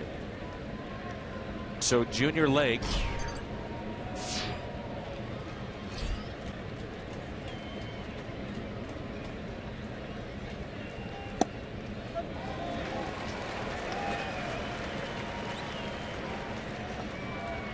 the first pitch is a strike. The Chevy called to the pen.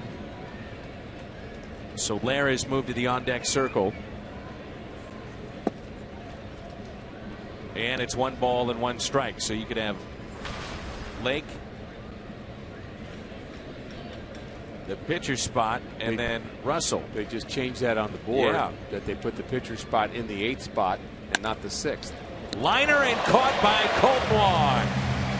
Thought he may have to jump. Then a sinking liner into his glove. Positioned perfectly. Mark Reynolds has been busy today. Defensively, some good plays here. Dive to his right, the bullet, and he throws to Belisle from his knees. But Dan, this is what he does in the first inning. Give the Cardinals a fighting chance. After giving up 5 runs in the top of the first, he gets 4 back with a swing of the bat.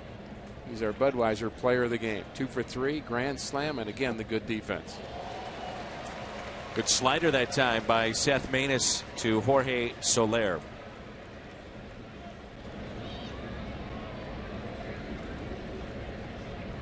Are you following this Cubs lineup now? No, it can't be the way the board's looking at it, because you can't have moved Castro in the lineup. So I think he must just be pinch hitting for Ross. The only thing that makes sense. Right. Even though the board says he's pinch hitting for the pitcher. And that's what Mike Matheny, I think, is questioning right now, because initially I thought Ross would be in this spot right here. If you take Castro out of the game, you can't move his position somewhere else. You just can't do that. And the way I had it written down per the double switch would have been Ross hitting in this spot that is occupied right now by Soler. Correct.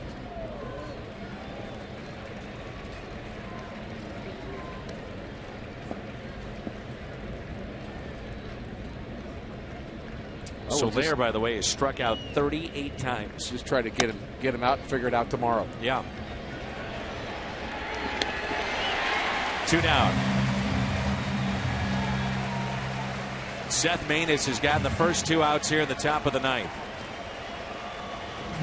And what a win this would be on the heels of 3 great wins over the weekend.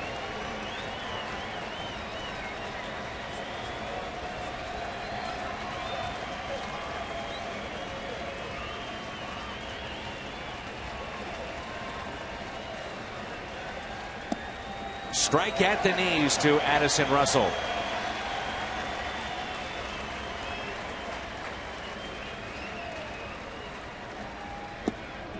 Oh, and 2.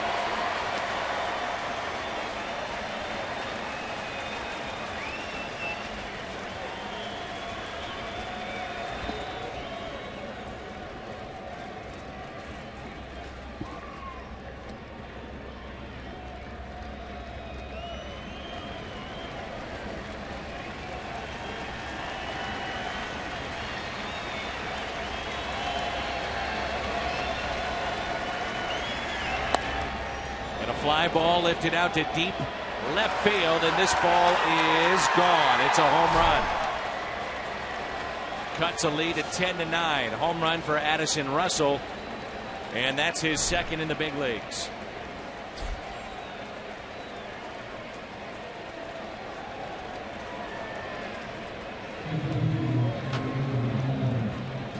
Looked like that pitch was in his sweet spot, down and in. He gets most of it, if not all of it.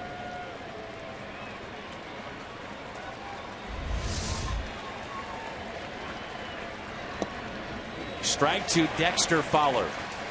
I am not doing another game with you with a full moon, Dan. A line out, and the Cardinals hold on for the win. 10-9 the final. St. Louis now has won 7 in a row. The lead in the Central, 5.5. The best start in the history of the St. Louis Cardinals at 19-6, and what a crazy game this was. I mean, it wasn't a pretty game, but if you're going to play a game that's not sharp, a lot of pitches, a lot of crazy plays, you might as well win it, and that's what the Cardinals did. The Cubs, good young team, will come back fighting tomorrow. Missouri Lottery post-game show comes your way next with Al Raboski and Pat Paris. All the highlights and scores from around the league. 10-9 our final.